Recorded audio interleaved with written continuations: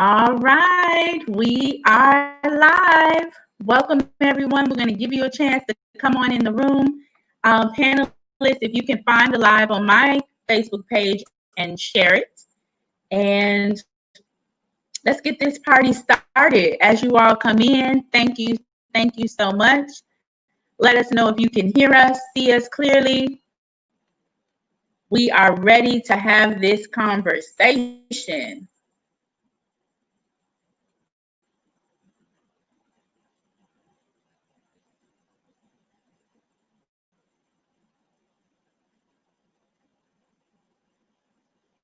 All right, we're sharing, we're posting. Thank you all again. Come on in the room. Let us know if you can hear us, see us, how we're doing.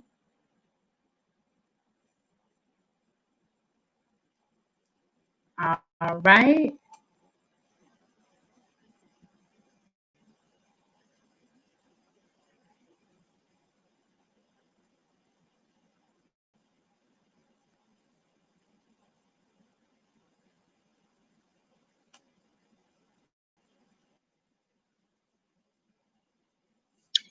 All right, as you all are coming in, welcome to Where Do I Fit In? My name is Victoria Hicks, and I am Victoria Hicks of the Victoria Hicks brand. And I am so excited to have you all on here tonight. We have such a good show, a good broadcast for you tonight. So come on in, share this broadcast. Let us know that you're here. Let us know where you're from, where are you now, where are you listening, are you home, are you in the car, what's going on, let us know. Also, as you come in and you share this broadcast, we are also live right now on YouTube. So if you would like to follow us on YouTube and watch this live, you can go to YouTube and search the Victoria Hicks brand, and you will find us live there. So as you all come in, thank you so much for everyone that is sharing. Thank you so much. Come on in. We're excited to have you. Again, let us know where you are and how you are doing.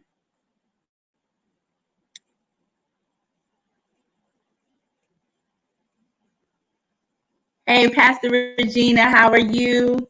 Pastor Regina's on. We're excited to have you. Hey, Cinnamon, she's tipping in her seat. She's ready. Are y'all ready tonight? Tonight is going to be bananas. We waiting for y'all to come on in and share. We're about to get started right now. Thank you. I am so excited for tonight. We are back again for another Monday of Where Do I Fit In? And we are here tonight to further the conversation. Hey, Ava. We're furthering the conversation about intersectionality, the good, the bad, the ugly of being Black and female in America. And so as you come in, please be sure to share this broadcast. We want as many people to know that we are on as possible. Hey, Ruthie, how are you? She says you all look beautiful, and she's waiting with anticipation, and she's in West Park. So what's up? Thank you so much for joining us. So again, we are also live tonight on YouTube.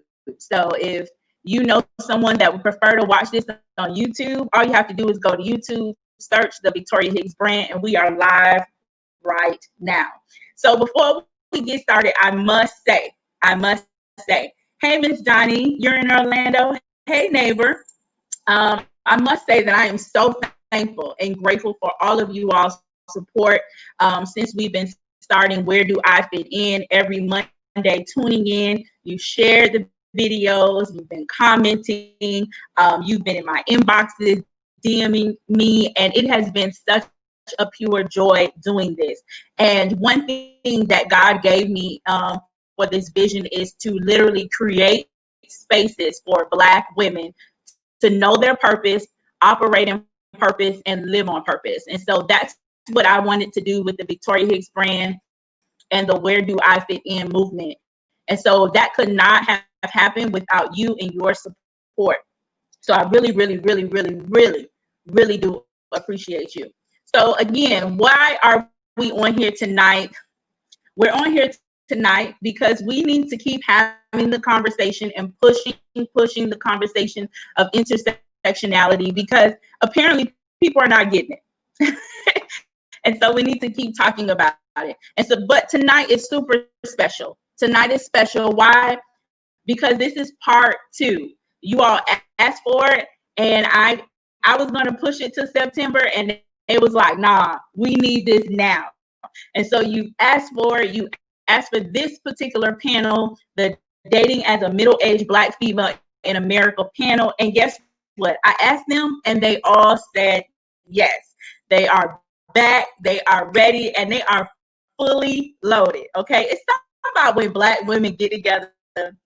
It's just something about it. It's just something about it. We just act up. So tonight we're gonna act up a little bit. Hey, Miss Gail, how you doing? Hey, Mom, thanks so much for joining us. Hey, Mimi, I appreciate you all. It's special tonight because you all blew our minds, right, panel? They blew our minds because after the first episode, literally the video was viewed over 10,000 times, and it blew us away. And the comments and the reshares and the over and over again of the comments of, wow, this was amazing. It really did my heart well. And I thank each and every one of you that shared it with your girlfriend, shared it with your mom, shared it with whoever, your coworkers. We appreciate you. Again, if you're coming in, share this broadcast, and we are live on YouTube. So let's get started. We're going to do some things tonight. We're going to play a little game. We're going to get started. So ladies, because if these people don't know who you all are by now, I don't know where they've been, because literally over 10,000 people know who you all are. But just in case we want to be fair, I want you all to give a very brief introduction, because we got a lot to do tonight. I just want you all to let us know what you do, where you're from, and your status. Are you single with no kids? Are you single with kids? Are you divorced? Are you widowed? Just let us know your status. So where you're from, what you do, and your status. And then we're going to play a little game. So I'm going to first start off with Tasha. Let us know what you do, where you're from, and your status. Good evening, greetings everyone. Like she said, my name is Tashay Woods. I am from Virginia, by way of Miami, Florida. I was born actually in Richmond, Virginia. Um, what did she say? Oh, I'm an educator by trade. I'm also a student. I'm currently pursuing my master's, and I believe that was all right. Oh, I'm single with 2 children. That is that. Yeah. And have you ever been married before? I have not ever been married before. All right, all right. Soon come, soon come. Lady Elaine, Miss Fine Elaine, as we will call her. Uh, tell us where you're from, what you do, and your status. Good evening, everyone. I am Lady Elaine. As was said, I am from Miami, Florida. I work for Miami-Dade County Public Schools for the last 30 years. Woo! And I am single, divorced, and children. That's me.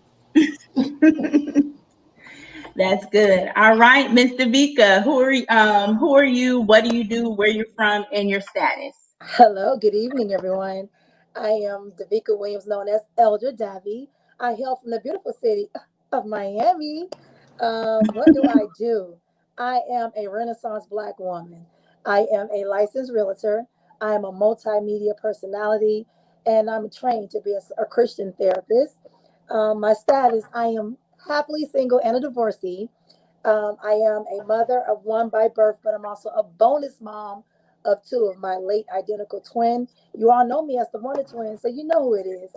Thank you for this time, Elder Vicky. Good. Thank you. I'm so happy that y'all could come back tonight. Tasia, let us know where you're from, what you do, and your status. Hello, everyone. Hi, I'm Tasia. Originally born and raised Miami, Florida. I currently live in Atlanta, Georgia. I've been here 10 years. I am a professional musician and singer, and I work as a music director as well. Um, yeah. I'm single. I've been single my whole life, never married, and no children. But I'm a hopeless romantic. So one day, yeah. Thank you.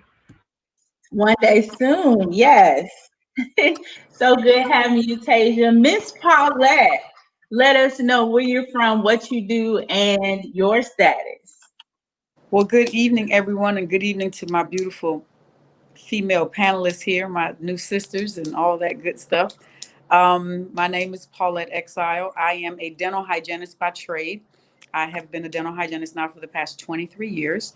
I am from Nassau, Bahamas, but I was raised in Miami, Florida. I've got two children. My son is 30 and my daughter is 23, and I've got a granddaughter that just turned 1 in February. And you are? And I am single, never married. Wow. All right. So, for those of you that are watching, because this is 2.0, this is part two, we're going to play a little game. And this game is called the Have and Have Not game. Where do I fit in edition?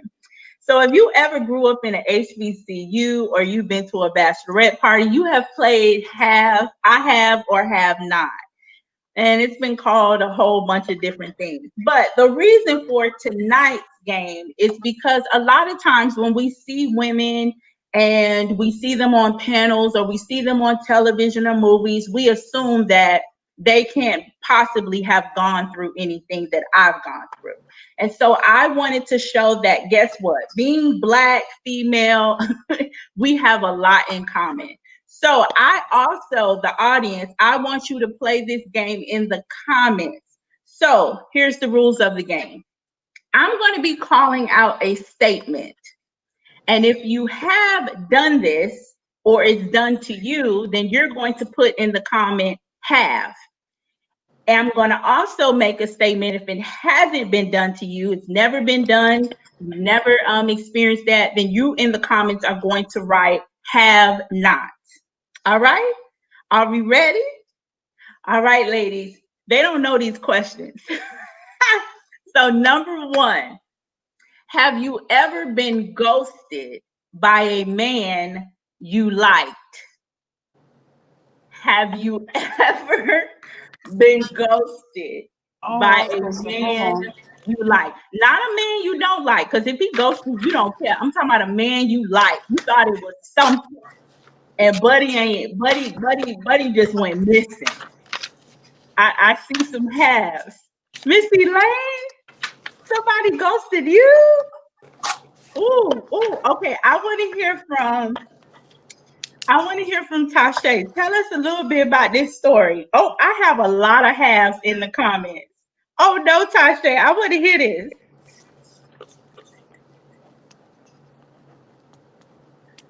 Really? Me? Why? You So don't what have to happened say to no me? names. Just tell us. I'm not gonna say any names. Okay. Tell me. Tell the So people. this, yes, I'm gonna tell the people. I'm so ashamed.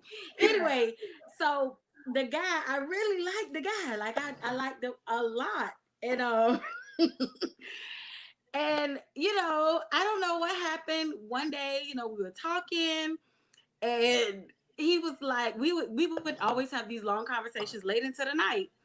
And he was like, okay, I'm getting ready to go to work tomorrow. I gotta get ready for work tomorrow. So it was like 1 o'clock in the morning. He was like, I'll call you later on today. And I was like, okay, cool. That was literally the last time I ever heard from him.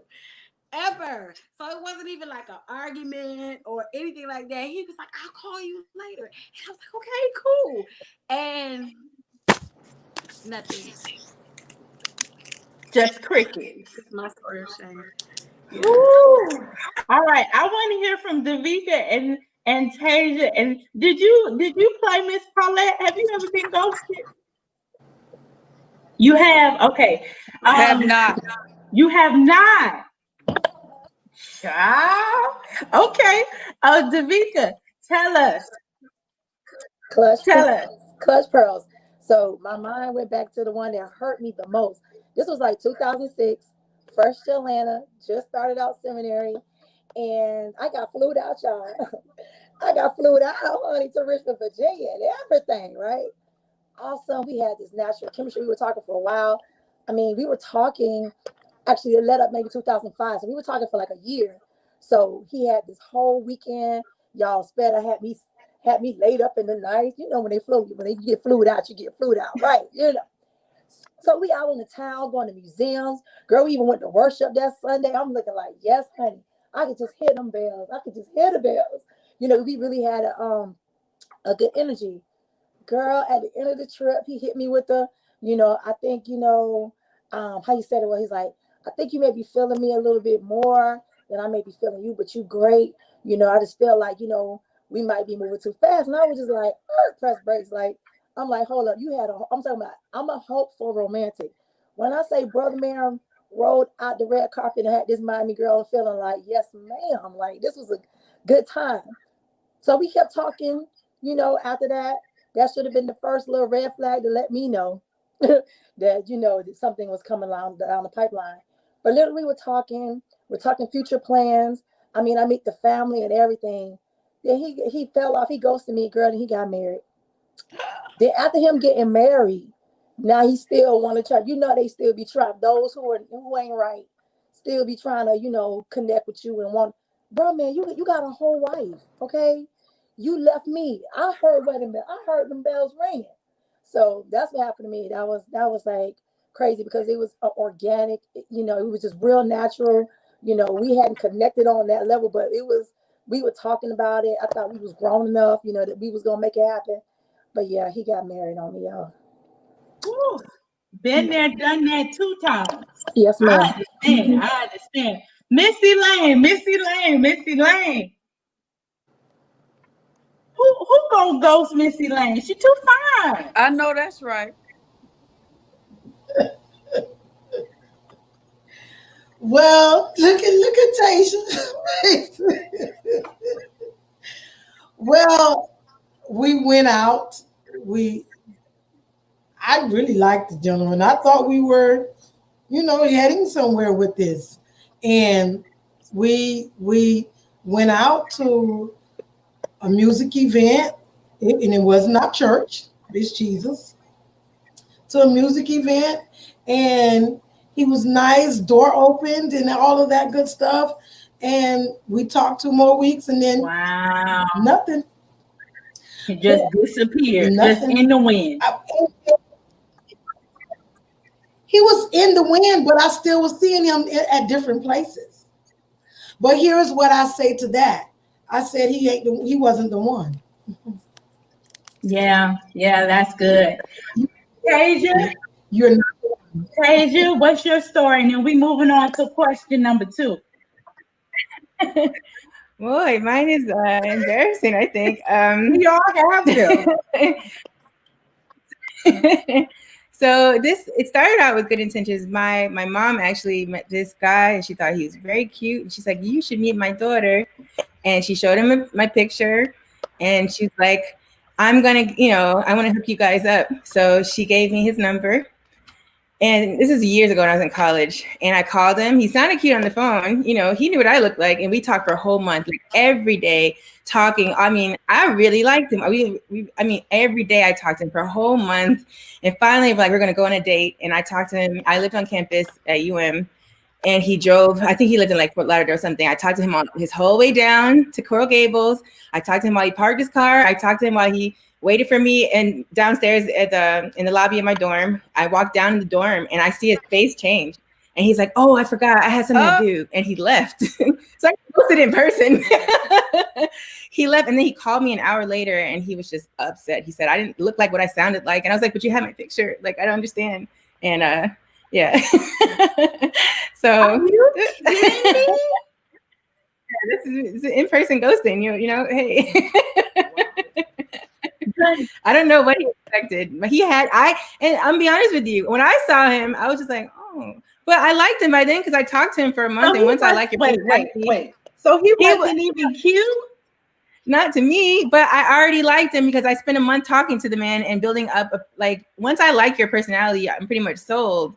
But so I went, even though I saw his face, I was ready to go on the date, and he gave me a hug and he was like, "Oh, I forgot, I have to go do something." I was like, "We were on the phone this whole time. What could have popped up in the minute from the elevator to the door?" But Woo, woo.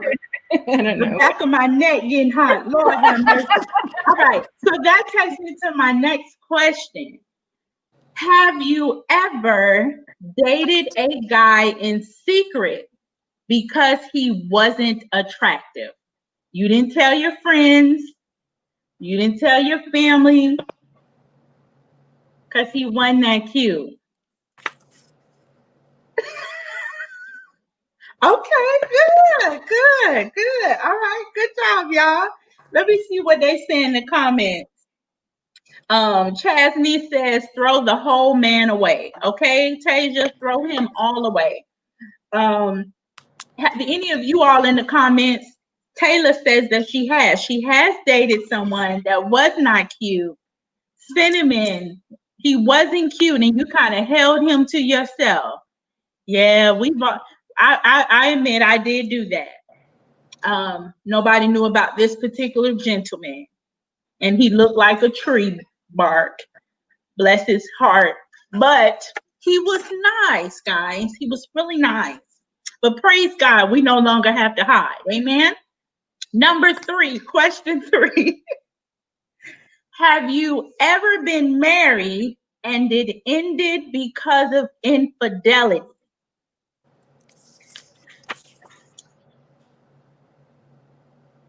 All right. I want to hear from, I have two. I want to hear from Davika.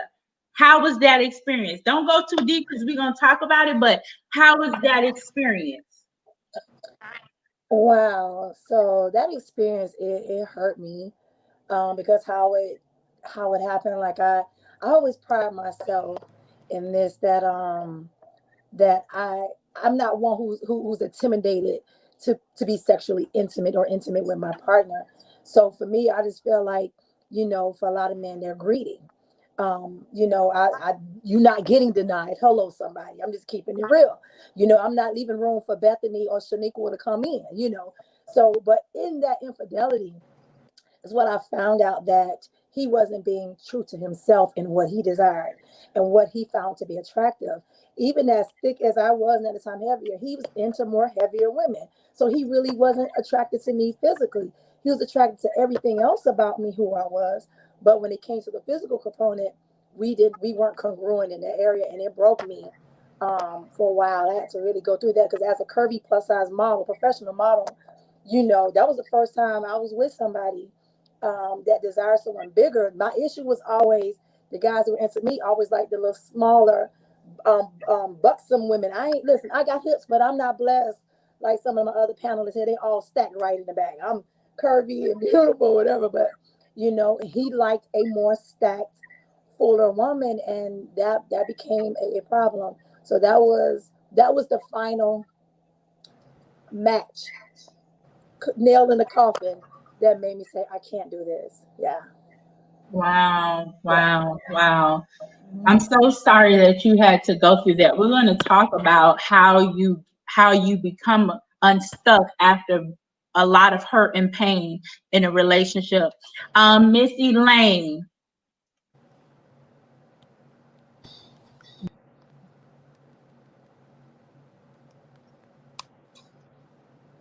What happened? Where did she go? She got booted out. All right, she'll come back. Oh, here she is. Okay, I don't know what happened just then. They lost me. Yeah, Um, you're back. for me, it hurt. Um, it didn't feel good, and then to know things that were going on while it was happening, it didn't feel good at all. But as you said, I'll get more deeper into it, later on. That's good. Ah, I tell you, boy, um, relationships can be difficult, especially when you love, love, love, and the person is trifling. Last question, ladies, and these are for, well, last question. Have you ever been mad at God because you have been praying for a spouse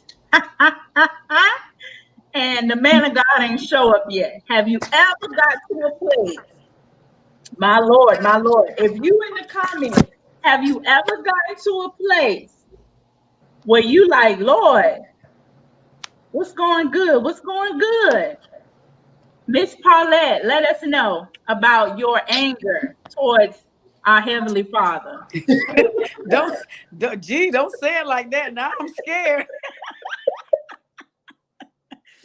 Um, well, I can honestly say that I thought the way that I had it planned, and of course we know he laughs at our plans.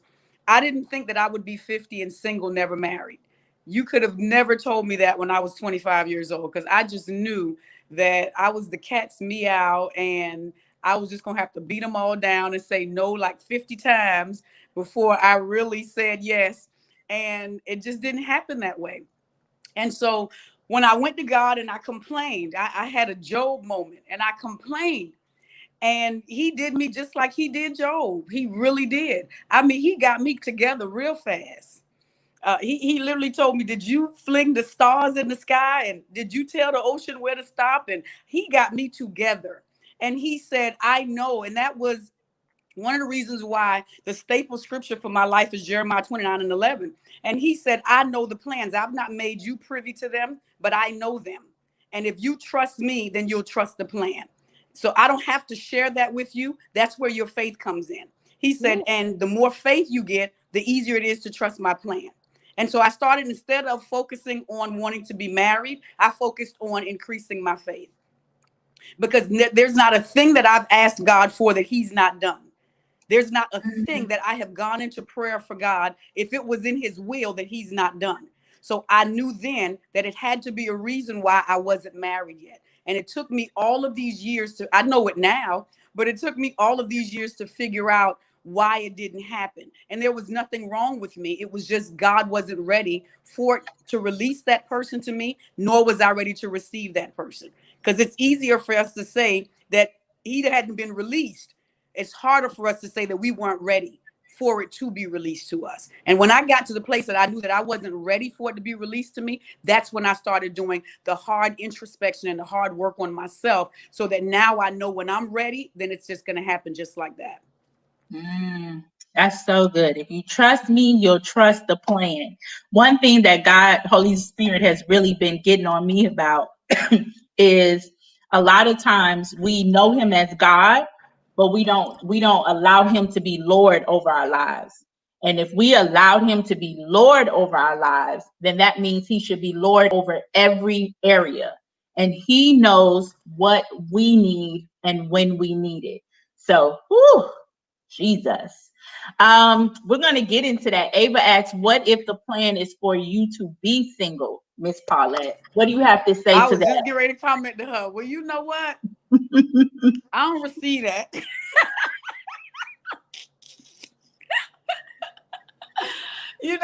I would say, here's my real answer to that.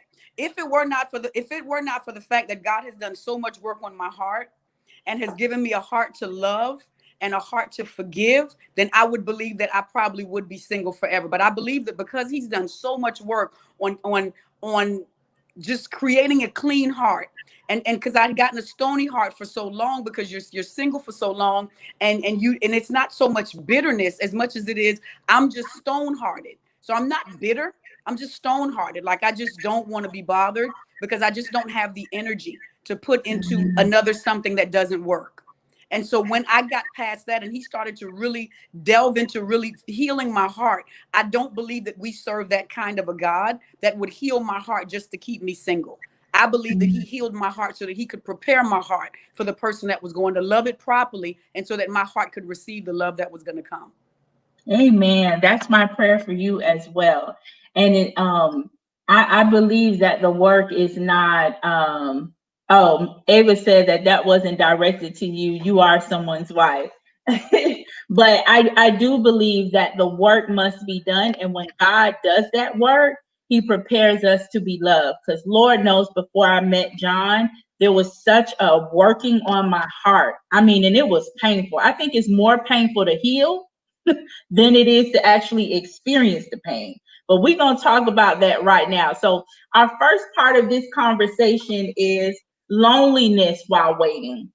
And I wanted to dive into this because I don't think that a lot of times single Black women are as transparent when it comes to the feelings of loneliness, because sometimes it does happen.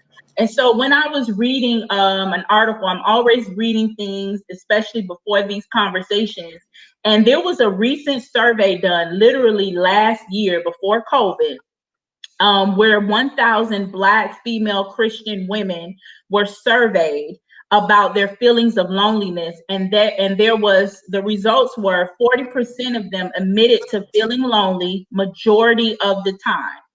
And one Black woman even said this, and I thought this was so powerful. She described loneliness as a leprosy of the modern world. Ooh. One Christian psychologist wrote that 85% of her clients, this is a psychologist, very well known. If I say her name, some of you all may know her. She said 85% of her clients that are Black, female, and single wrestle with loneliness centered around the pain of not being connected relationally.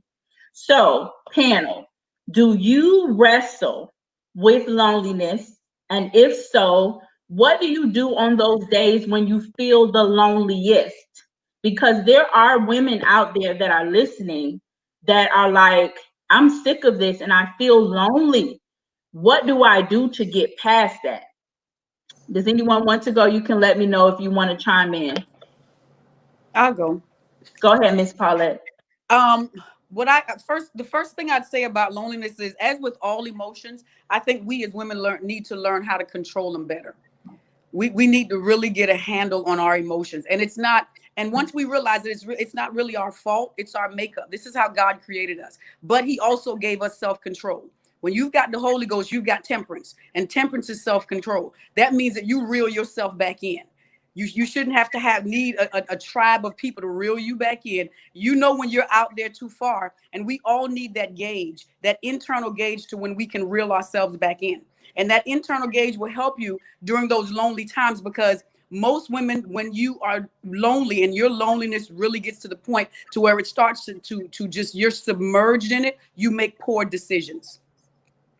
Your loneliness will make you make poor decisions. So you have to get a handle on the loneliness. And I know it sounds so cliche, it sounds so church, but you got to pray that thing off of you. That's not the time to call that guy that you know that really likes you, but you really don't like him, just to have something to do, just to have someone to validate you, to make you feel good, because it's not even fair to him. Because we don't like when people do it to us. We got to always be careful of what we do to other people, because I've been there and I've used guys as just a way to cure my loneliness. Like, well, I know, let me call him because he always wants to talk to me, even though I don't like him. He'll just give me something to do to keep my mind occupied, and I don't like him. So then I get him all riled up and sit on the phone with him for about an hour, 2 hours. Then now he turns into a bugaboo, and he's calling me the next week and the next. And now I've got to hurt his feelings, and I got to ghost him. I was hoping the question was going to come up, have you ever ghosted a man? Because my hair would have went up. Because that was my thing. I wouldn't have sex with men as often, but I definitely used men as an emotional tool. I had a tremendous amount of emotional relationships with men that helped me deal with my loneliness. And it wasn't until God showed me that it wasn't fair to them, because they really liked me, but I had no intention on being with them. They were just something that I was doing. And I use it as emotions, and men use it with us as sex. But it's no different. To me, the emotions are worse, because the sex don't last but for so long. But the emotions, you got someone emotions all caught up, and they're at work thinking about you, and they're texting you, good morning, gorgeous, and how's your day, and all this. And you looking at the phone like, I'm not lonely no more. Please stop. Like, I don't want to do this no more. I will text you in about a month again when I'm lonely. And so we've got to be really careful, because we reap what we sow. So then we meet this guy that we really like, and then he flips it and does it to us. And then we're like, wait a minute. So you always got to look at the seeds that you plant when you start seeing them trees erecting up in your life, you got to ask yourself, did I plant this seed? Because usually you did. So I always say that we've got to pray that stuff off of us. And I know, again, it sounds so cliche, and I don't want to sound real churchy, but we've got to have a prayer life to where we can really ask God to arrest that lonely feeling so that we don't make poor decisions in our loneliness. Wow, that is so good and so true. So true. I couldn't have said it any better. Tasia, what do you do in those moments of loneliness if you have those moments? I was like, oh, please don't call me. I mean, I'm honest. I could be honest. I definitely have spent a lot of time. I don't mind being alone. I know how to live alone. I've lived alone. I live alone now. I've lived alone my whole life, but I think there's a difference between living alone or being alone and being lonely. And it's when you get to the lonely parts that's, especially as somebody, me, I'm hopeless romantic. Like I've always wanted it. Like I've never been like, oh, I'm just gonna play around or I'm just gonna date a bunch of guys. Or I've always wanted the relationship. And if I'm honest, like the lonely times have been hard. They have been hard. And because I am a sensitive person, like I've never wanted to lead anybody else on. So that's not been my thing to call a guy just to use him for that or to call, and I also I'm happy for my friends that I'm a very good matchmaker. So I've done a lot of matchmaking or whatever. And I think to make myself feel better, that's what I just turn to do. I just really like to see it for other people happen. So I've connected lots of friends, or I try to hook my mom up, or pray for my sisters to be in a relationship. And then I just have to submerge myself in what I love to do, with like music or cooking or whatever. Like I have to find ways for these feelings into something else, because I'm not going to lie and say I'm never going to feel lonely. That's just not honest. But I have learned to not let it consume me. And I do that by trying to figure out other ways to divert that energy, like other areas to put that energy into. Because I never want to have a bitter heart. Like I never want my heart to be like, oh God, it hasn't happened to me yet. Like, you watch some people just get angry and hurt and like hard-hearted. And I just don't want the hard heart, because it's hard to undo the hardness. So, it's not easy. It's never been easy for me, but I feel like I just kind of know how to manage it now, because it's pretty much been my life. So yeah, but that's good. I think both perspectives are good, because there's such a diversity among Black women. And so, you may not be able to relate to Miss Paulette, and you may be at a Tasia place where you are just happy and you're trying your very best not to allow your heart to get there. And I think that has a lot to do with your upbringing as well, Tasia. Just me knowing your family and how loving and supportive you all are. That may play a part in why you try to keep your heart so pure. So my next question is, during this pandemic, I've seen lots and lots of pop-up engagements, weddings, the whole nine. I mean, people are getting married left and right. How do you handle your emotions? And Tasia, you kind of talked about this, but how do you handle your emotions when you see family or friends all around you getting married? How do you handle that? Davika.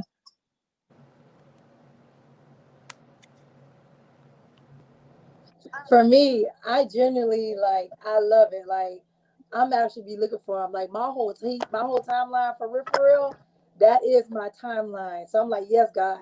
To me, I celebrate with them. I'm excited because I know if it's happened to them, I know just soon, anytime, any day, it's gonna happen for me. So for me, I genuinely I celebrate, but I have seen and I've had to counsel those who don't be happy for their friends and their families. And they have had their heart has hardened. They have become bitter because they felt so. In my experiences, for those people, because the way I have been, I've never been that type of person. I've always celebrated others. For me, the hard part was me coming to terms that I deserve that same blessing. So for me, that was my cognitive dissonance. That was the area that I had to work on to say, hey, you are worthy of that same goodness, that same blessing. But when I seen other people who were bitter and couldn't celebrate with their sisters, their aunts, or their moms, or their best friends, whatever, because they felt like they was more deserving. And we got to check your heart. because the posture of your heart could be the very reason why God hasn't aligned you with your partner. Because if you can't celebrate for somebody that's your family, then how are you going to how are you even manifesting and keeping yourself in a posture where you could be able to even be receiving of a gift? And so oftentimes people have not checked their emotions, how they feel about people. How do you feel when you see other people glowing up and you've been doing the work and it hasn't happened for you? So oftentimes that same energy you putting out, you could be blocking your own manifestation of God and connecting you, because God is still working on your heart. So sometimes your season could be expedited, but until your heart, to the circumcision of your heart, until your thoughts are checked, then you may not get that manifestation. But I'm excited. I love it, honey. I'll be looking for even in my the search part of my IG, I'll be seeing wedding rings. I mean, because the moment I have shifted that, God, I'm ready to be a whole wife again. That's all God keeps showing me. So it's just a matter of, it's gonna happen for you, baby. Just get in a position. Make sure you're doing the work, because I know I'm a wife before he already asked me. And half of the time, some other women think they're ready for marriage while you haven't gotten your husband, because you haven't come to the understanding that you are already a wife before the man asked you. So you got to tend to yourself and do the work, the internal work that it takes. Because just because you say I do, you want this whole wedding, the marriage is a whole different ball game. It is more than just a wedding day. So get in position, ladies Yeah, and gentlemen. Tasha, very good, Davika. Heart posture, that's major. So, Tasha, what do you do and how do you handle so many people getting married around you and all that stuff? So y'all know me. I'm gonna keep it all the way funky. I'm gonna keep it all the way the truth. I was that same. I would be excited. Everything would be great. And I got into a season not too long ago that I'm getting over it. Actually, I dealt with disappointment, and I dealt with disappointment. I was disappointed.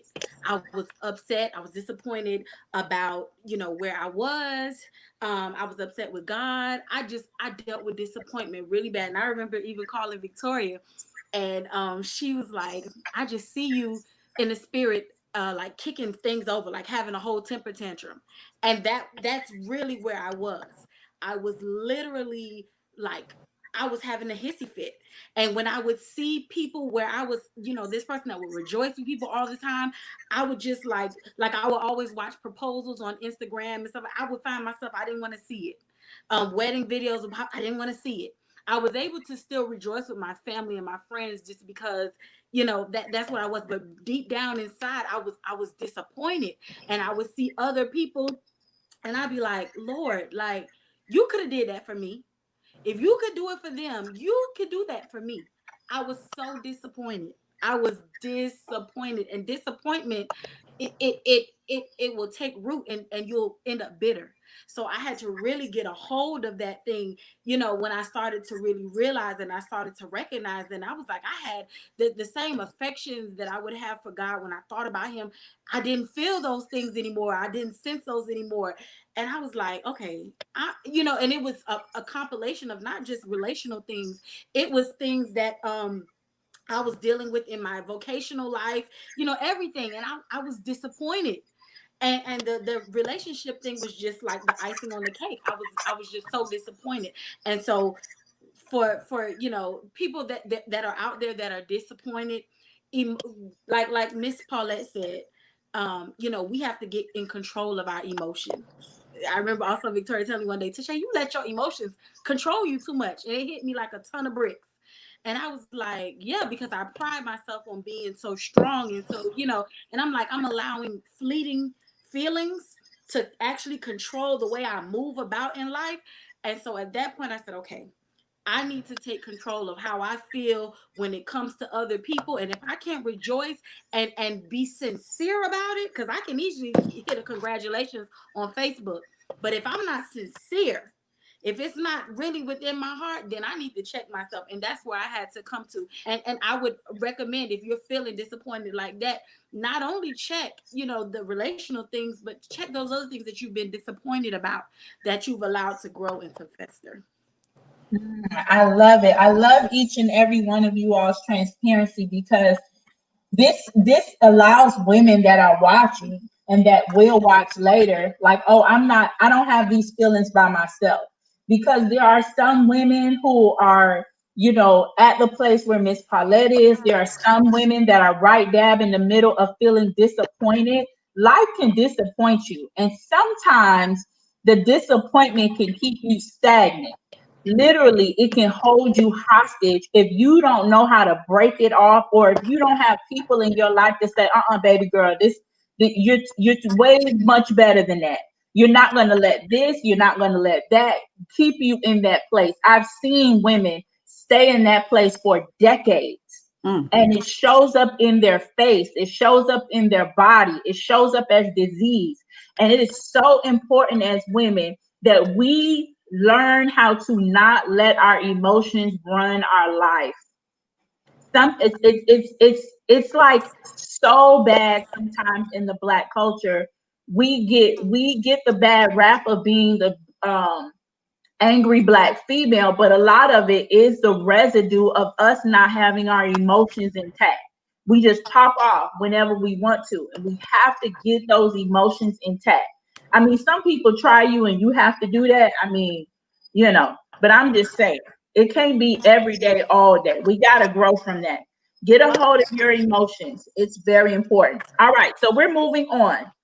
We're going to start talking about our past relationships and how we've grown from them, because I really wanted tonight to be, before we get into the sex and all that stuff, I really want us to think about the self-worth. I see y'all clutch your pearls. I want us to really talk about the self-worth, because I'm really big on this.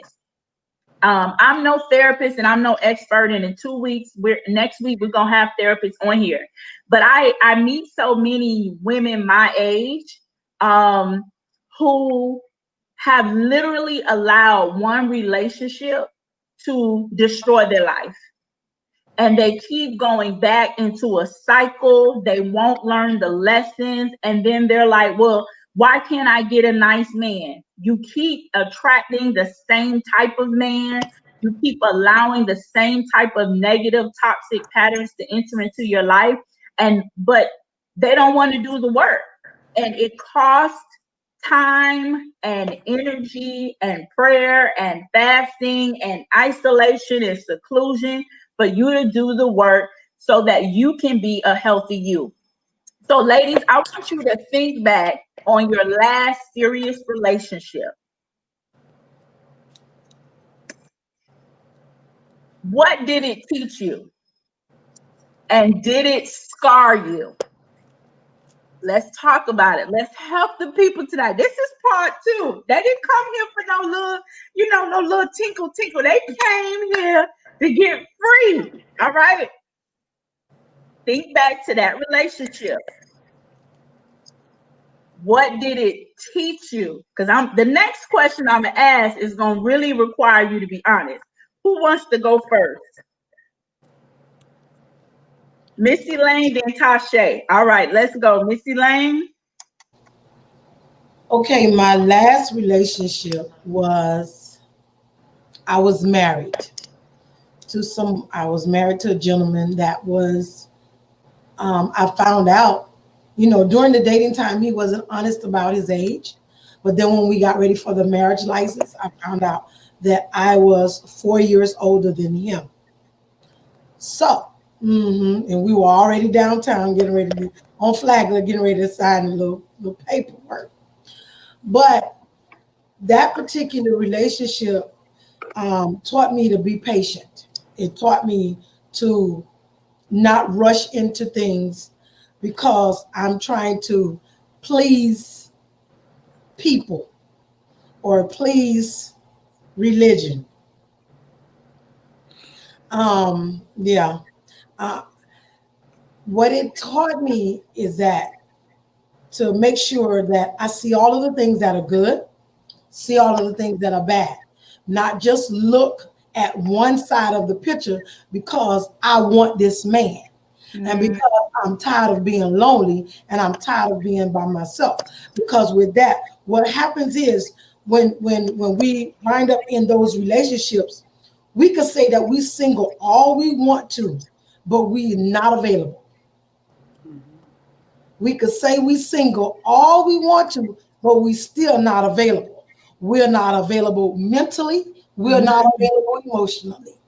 So we can walk around and say we single, but we not available because we're stuck to that from the past, what has hurt us, what has listen, I don't know about anybody on this panel, but since she said be raw and be real, I've, I'm going to tell a little bit of my story. I was with this man and dated him for a year and a half and did not see that domestic violence because he kept that hidden. He hid that. But soon as that ring was on my finger and I said, I do, all hell broke loose.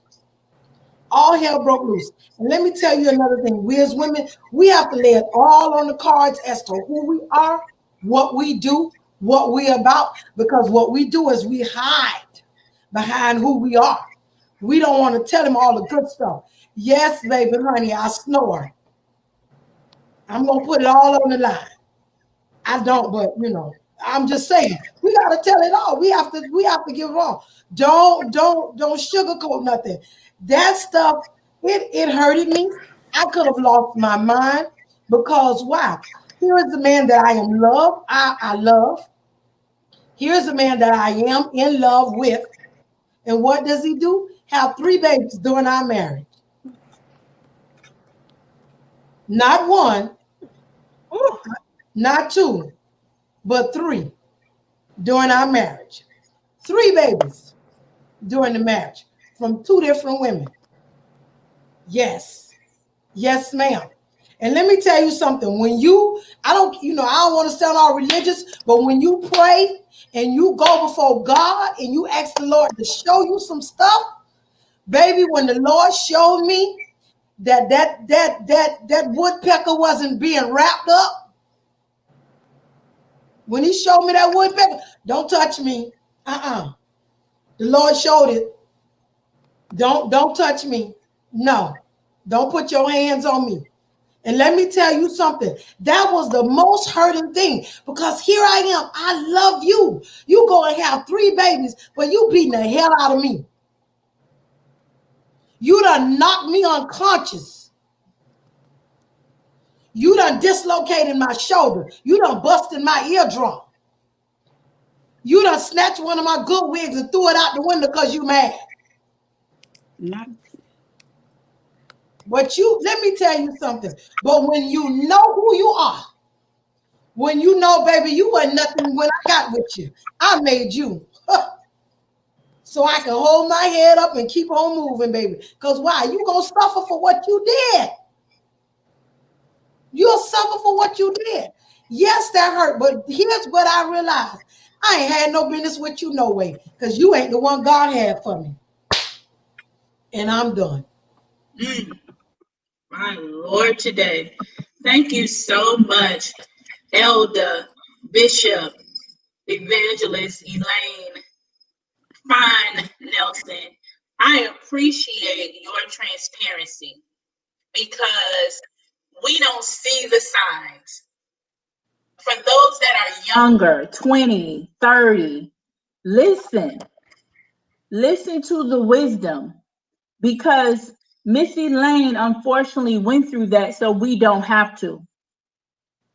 So tonight we can hear her and we can say, there's some signs of rage in the guy that I'm dating. And I know it looks cute on Instagram and Facebook. Our pictures look good, but he yelled at me and calls me out my name. You're listening to a survivor here tonight. And she came on here and told you the real honest truth to help you to back up. And she admitted she had no business being with him. But the grace of God kept her. My Lord, today. Child. And she fine after all that. Can I say this? Is that when I say I know that I had no business with him, but what made me get with him? The loneliness, not wanting to be by myself, not wanting to just wait on God and not wanting to wait. So what did I have to do? I had to deal with being called the B word. I had to deal with being told you're the ugliest woman I ever been with. Yes. I had to deal with this man foot over my face saying, I ought to stump you until you unrecognizable. I had to deal with that because I would not wait on God. I would not wait because of the loneliness. Let me tell you something, women. Wait, wait, wait, wait, wait.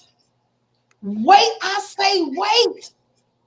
Listen, get you a hobby, do some knitting, do something. If you can't sing, get a tambourine, play it around the house, do something.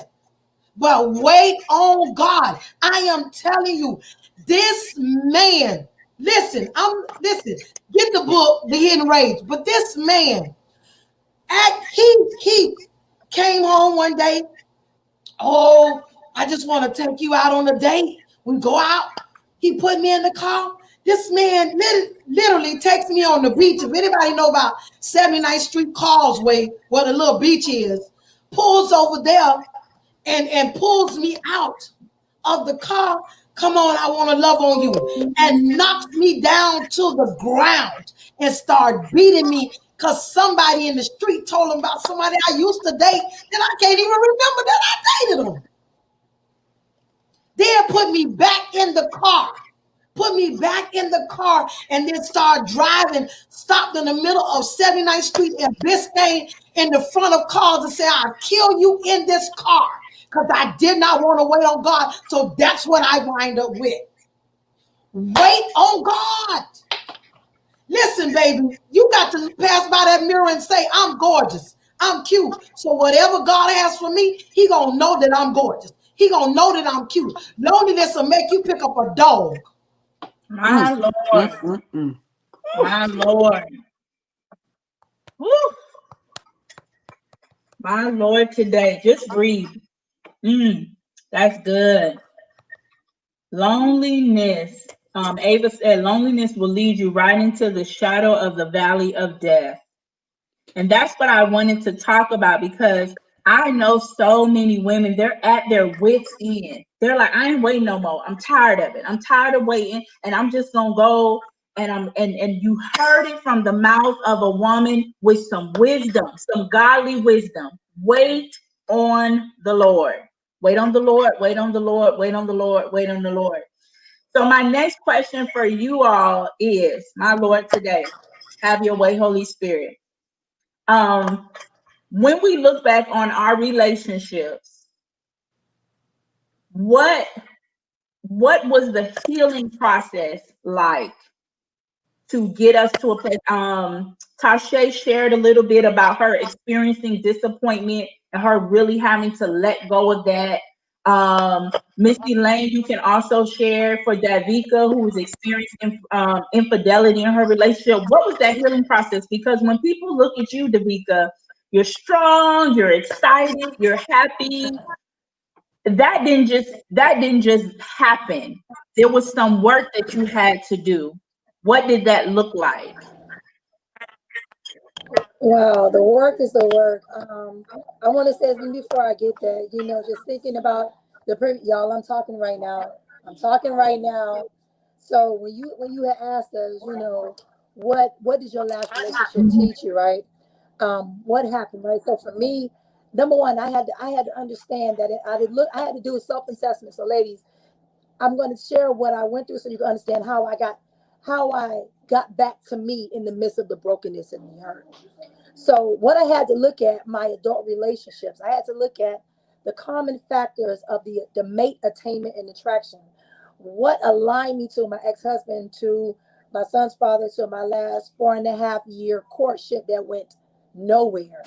And I had to look at from my ex-husband to what caused that relationship to break down, to the men after him were totally different. And by God, those lessons, I never dated men like them, and all of those were toxic. And then I had to realize that a part of me that I didn't realize they got broken through the disappointment, through the hurt, through the bewilderment, me feeling like God, that I felt bamboozled. Okay, my unwillingness to really to hear God and trust God caused me to attract men I had no business even connecting with, right? And so when I had to take ownership of Davika, because guess what, ladies? We do the choosing. Hello, somebody. We do the choosing. And out of all the men that try to wind it down, and let me say this: all these men are not slack. They not junk. These are the cream of the crop of our communities. They look excellent on paper. Matter of fact, they look superior on paper. But when you get to the needle to the thread, when you get to the integrity and the character of the man, that's something totally different. And so what I had to do, I had to look at where was I not willing to be honest and transparent about myself, about my hurt.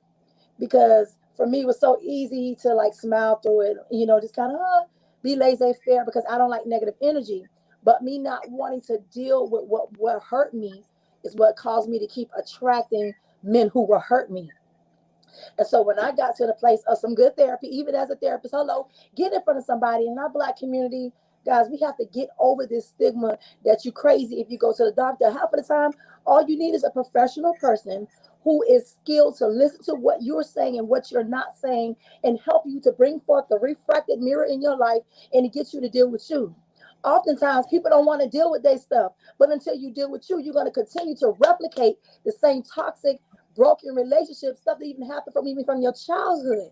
People say it's cliche, but things that happen to you in your childhood shapes the messaging and how you make life affirming decisions. So my childhood abandonments and my daddy issues definitely came into play with the men who I dated. The men that had the money, the men who could be the provider, but they was emotionally disconnected. They couldn't speak to my spirit. And then I'm winding up having to be their parentified girlfriend mama, and I'm tending to their spirit, but they can't speak a word to me. They can't encourage me. They can't support me. And I pour and pour and pour and pour and took on so many messaging that as women, we're taught to be self-sacrificing for a man. You need to self-sacrifice for yourself. Because when at the end of the day, you got to speak to you. You got to love on you. And I had to work through my abandonment issues. And then with my last relationship, because I was dealing with grief, I never experienced loneliness before because I always had my twin. I never experienced that. I always had somebody. And that was the first time in my life that I had to deal with not having my life partner, my roommate. And that put me in a whole other situation that I wouldn't have been in a 4.5-year relationship that was stagnated. And every time I felt like I kept trying to prove my worth. And I'm sitting there like, fool, do you know the woman that you got, the caliber woman that you got? And I'm not a priority. And you attended to all these simpletons and you're not attending to me. And it was just like, you know what? I can't do this anymore because you cannot compromise. Thank you, Holy Spirit. Ladies and gentlemen, there are some things in relationships you want to compromise, but do not compromise your core values. Your core values, those are non-compromisable, period.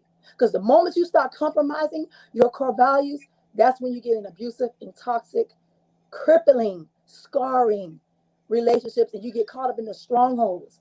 So for me, I had to get in front of some good therapy, for me, Christian-based, and I had to work through my traumas, my disappointments, my childhood abandonment, and I didn't realize that's why I was attracting the certain type of guy. They was excellent on paper, but they couldn't speak to my spirit. And I couldn't hold that expectation because guess what? I don't want a man to be my daddy. So we need to stop that. I don't need a daddy. I want a husband, a whole man. Okay? And so for me, I had to use the skill sets that I have because I always felt like this, and I'm going to close. I don't believe in, I have a thing about people say, do as I say, not as I do. I can't be teaching and coaching life scripting people's lives, and I can't do the work myself. That means I'm a hypocrite, and I loathe a hypocrite. So I had to do the internal work, and by God, if I did not do the internal work, sit in front of a good therapist, if I didn't pray, fast, do my meditation, go to my Reiki, go to the ocean, and leave it at the Lord, I would not be clothed in my right mind. I tell you now, I wouldn't be no good to myself, let alone to no man, let alone to these kids that I'm trusted with as a bonus mom, and even the seed that God gave me to raise. So you got to know how to get to you, and do not compromise your core values. They are always non-compromisable. Thank you. That's so good. I love that you said about waiting for someone to speak to your spirit because marriage goes way beyond the physical It goes way beyond, dinner dates and pictures on Instagram. Y'all have to have such an intimacy with each other to be able to look at each other and know if something is wrong, and pick each other up in the spirit and know, some things. And so if you don't have that relationship between the both of you, it can be damaging. And so it's important that we walk into relationships as whole as we possibly can. For men to walk into relationship as whole as we possibly can, because it's super duper important. I want to move on to sex because we have another hour, and we want to dive into this a little bit more. So let's talk about sex and abstinence. We talked about it a little bit in part one, but I want to dive into it a little bit more because we got a lot going on when it comes to being a Black female and sexual beings and all of these things. So my first question is, for those of you who are practicing abstinence, what boundaries and parameters have you put into place to keep you from engaging in fornication? Do you all hear me? I heard Tamila said that I'm breaking up. Do you all hear me? It's better now. Okay, sorry about that. My question is, for those of you that are practicing abstinence, what boundaries or parameters are you putting into place to keep you from engaging in fornication? Would anybody like to go? Go ahead, Tasha. So it's an interesting journey, right? But for me, the boundaries that I have put in place, um, I am a person who is stimulated sexually through I mean, not mental, but through like conversation. Mentally stimulating conversation, it does something to me. So, in order to um, combat those raging feelings, what I do is I have to have the conversations at a certain time of day. We cannot be on the phone like, real like 3, 4 o'clock in the morning talking about, if we are, we kind of like falling asleep on the phone, but not having no real like deep conversations. Can't do it. Um, Even actually talking about sex, that doesn't work for me either. I don't tell me what you want to do to me. Don't tell me what you would do, how you like. Don't do it. I don't want to talk about it. I don't want to hear it. I don't want to know. Don't tell me any of that. Physically, there's not, like, when I say physically, like some people, they see a certain guy, and if he has on Right. whatever, it does something to them. I'm not too much like that. I can, yeah. I'm not the gray sweatpants. I'm not. That doesn't bother me. Um, but there are certain areas that you can't touch. If we are out or if we're together, especially alone, don't. There's certain places you can't touch. You know what I'm saying? Don't touch my regions. Those places you cannot touch. You can't touch because that will, arouse me essentially. So I set boundaries just for what works for me. That's good. I like that. Not having conversations too late at night, because I think that's where a lot of women get caught up. I know that was a weakness for me. It's 1 o'clock in the morning. You're not really in your right mind. And so we can't just be having those conversations. So that's a very good boundary for those of you that are waiting. Miss Paulette, what boundaries are you putting in place?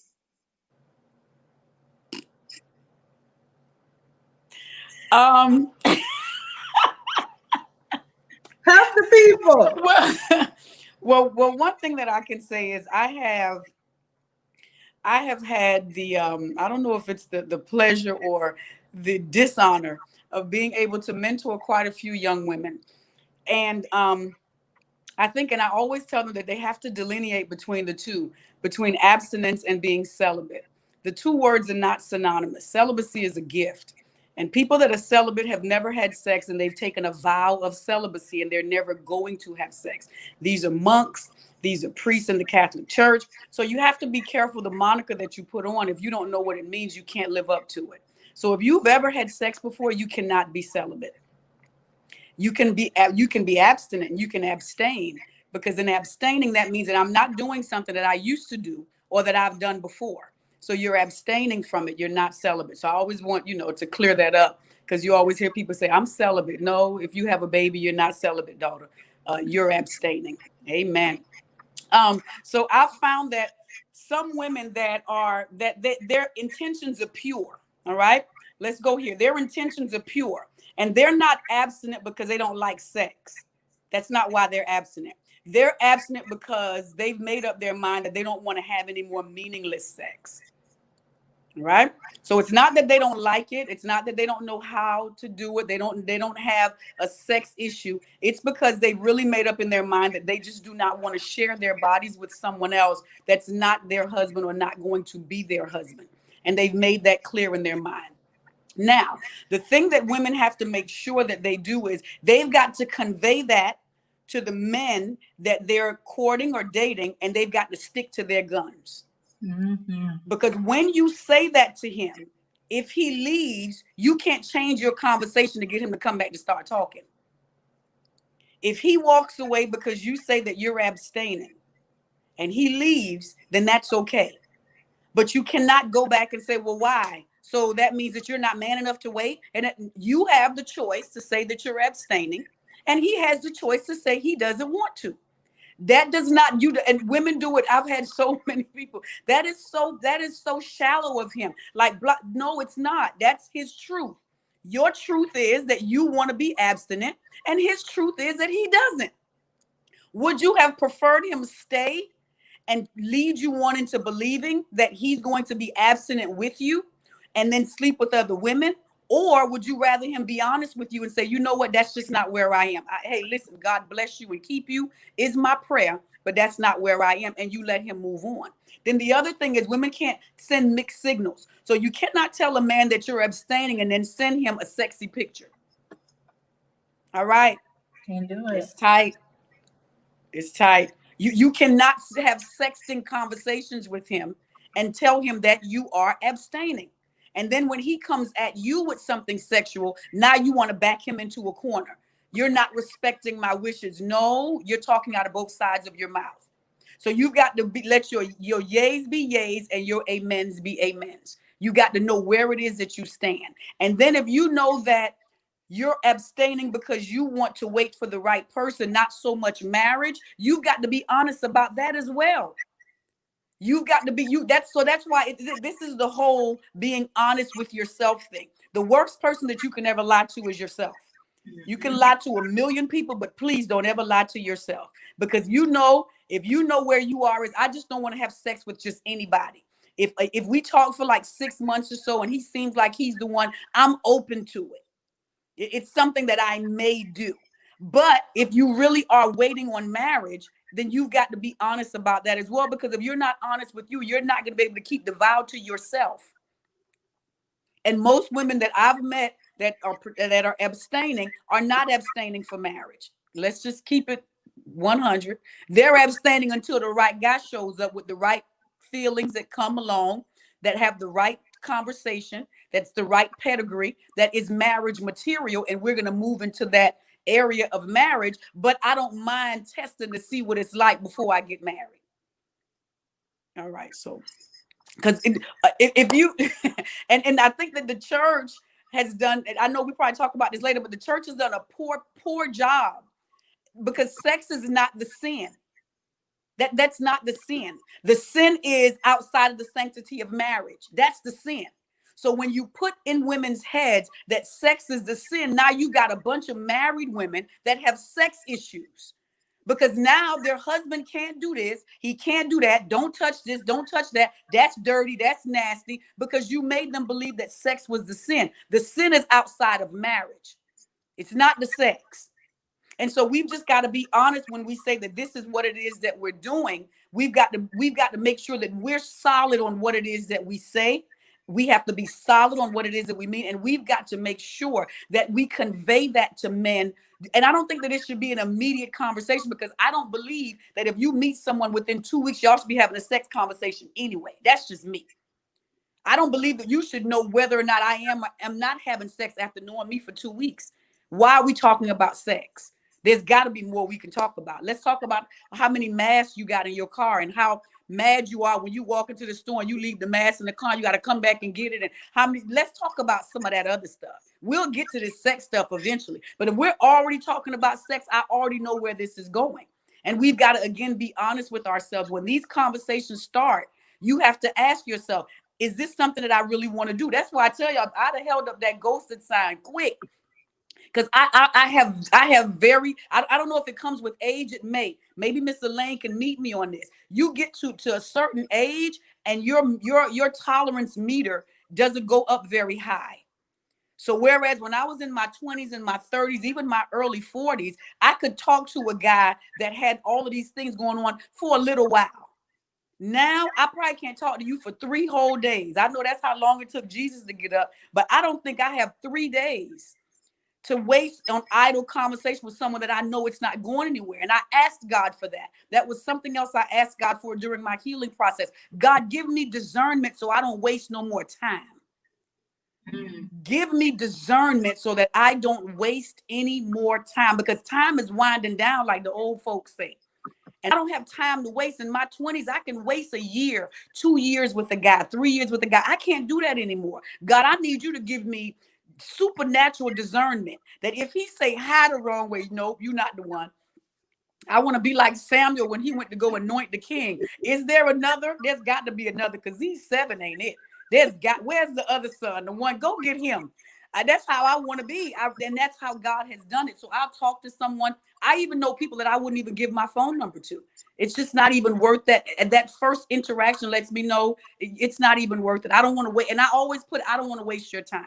I'm nowhere near anything you would want to do right now. I got issues of my own that I'm dealing with. Me and God in a good place right now. You don't want to come and interrupt what God is doing in my life. Just let me stay with Jesus, because we got some work we need to do. So I just feel like that's when it comes to abstinence and some of the things that you can do to really, and it's just like Tashay said, you have to know what your triggers are. As a woman, and I don't know why women, we could talk about sex some other time so we could really delve into it, but women need to stop acting like they don't think about sex. Y'all stop it. Like y'all don't think about sex. All y'all do is think about Psalms 23 and he leads me beside the still water. Stop lying, lies, and it's no truth in it. And the truth of the matter is we're so liberated, we probably think about it more than men do. And this is the honest truth. So when we can be honest with ourselves and we know what our triggers are.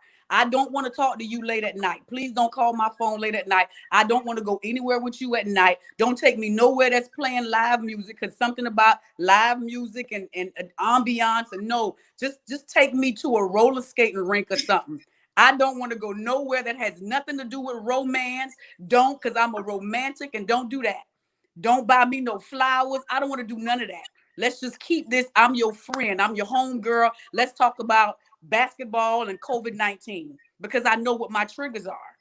I know what they are. Don't come around me smelling like Creed, because listen, don't, because I'm leaving and I'm going to listen. Don't call my phone. Don't, because I know my triggers. And that's what happens when you spend a lot of time with yourself. God will start to show you. The greatest thing God ever shows us after he shows us him is he shows us.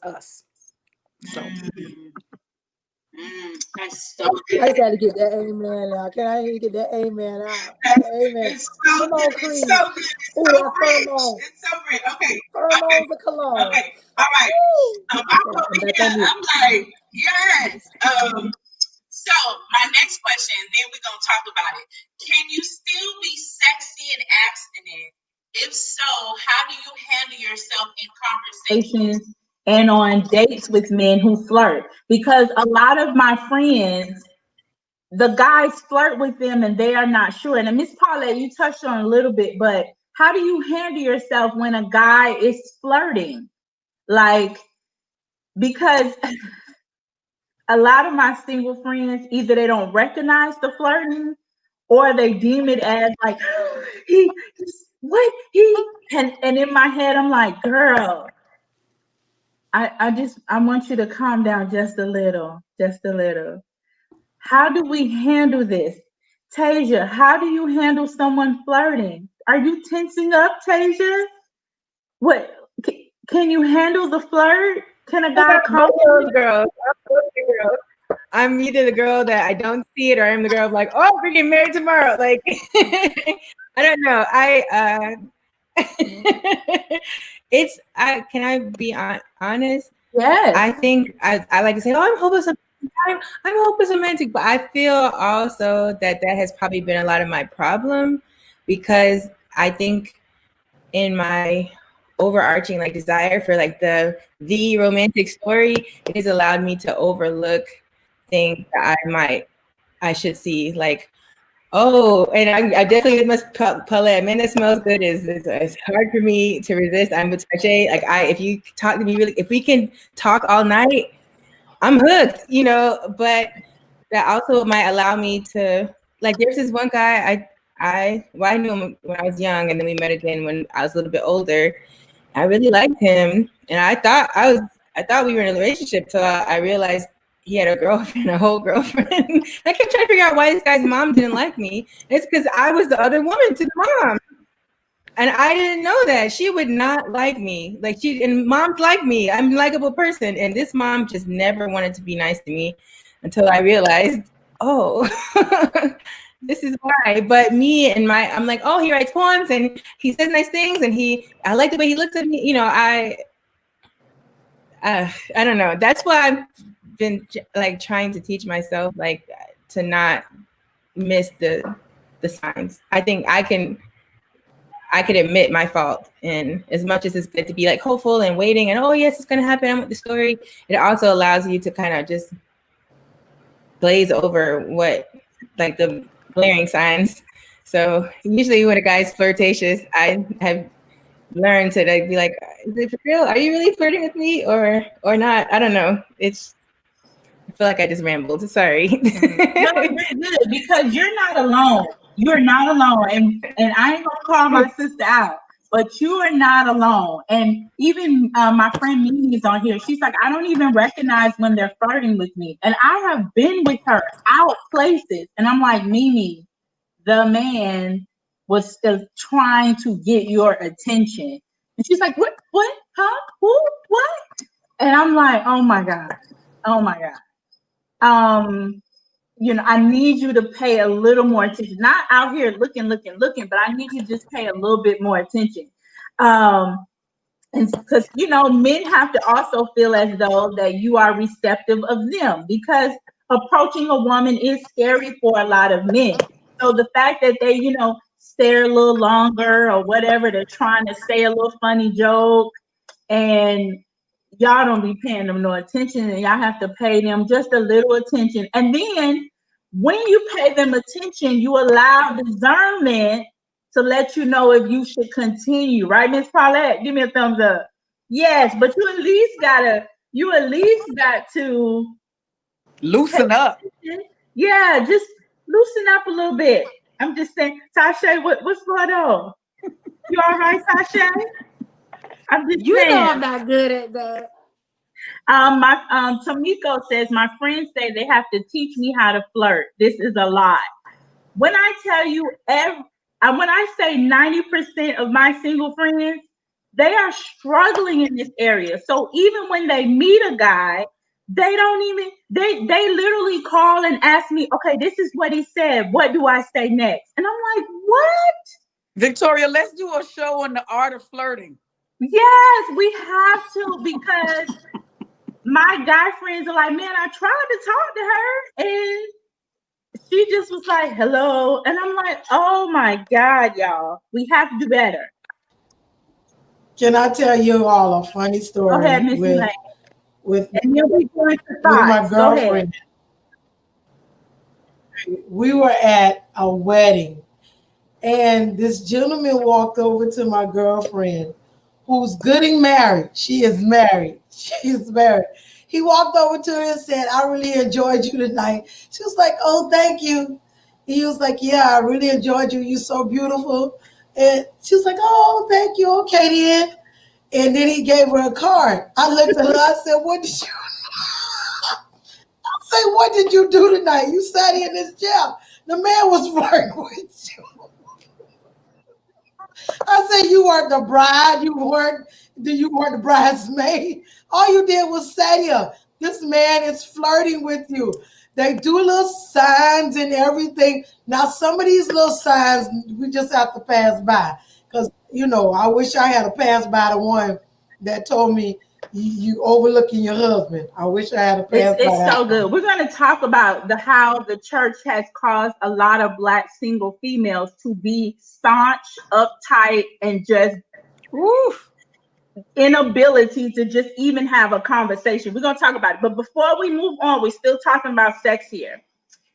I had to talk about this. Miss Paulette texted me, everybody texted me and was like, we got to talk about it. So here we go. With the rise of women becoming more comfortable sexually, and Cardi B and Megan Thee Stallion letting the world know about their WAPs,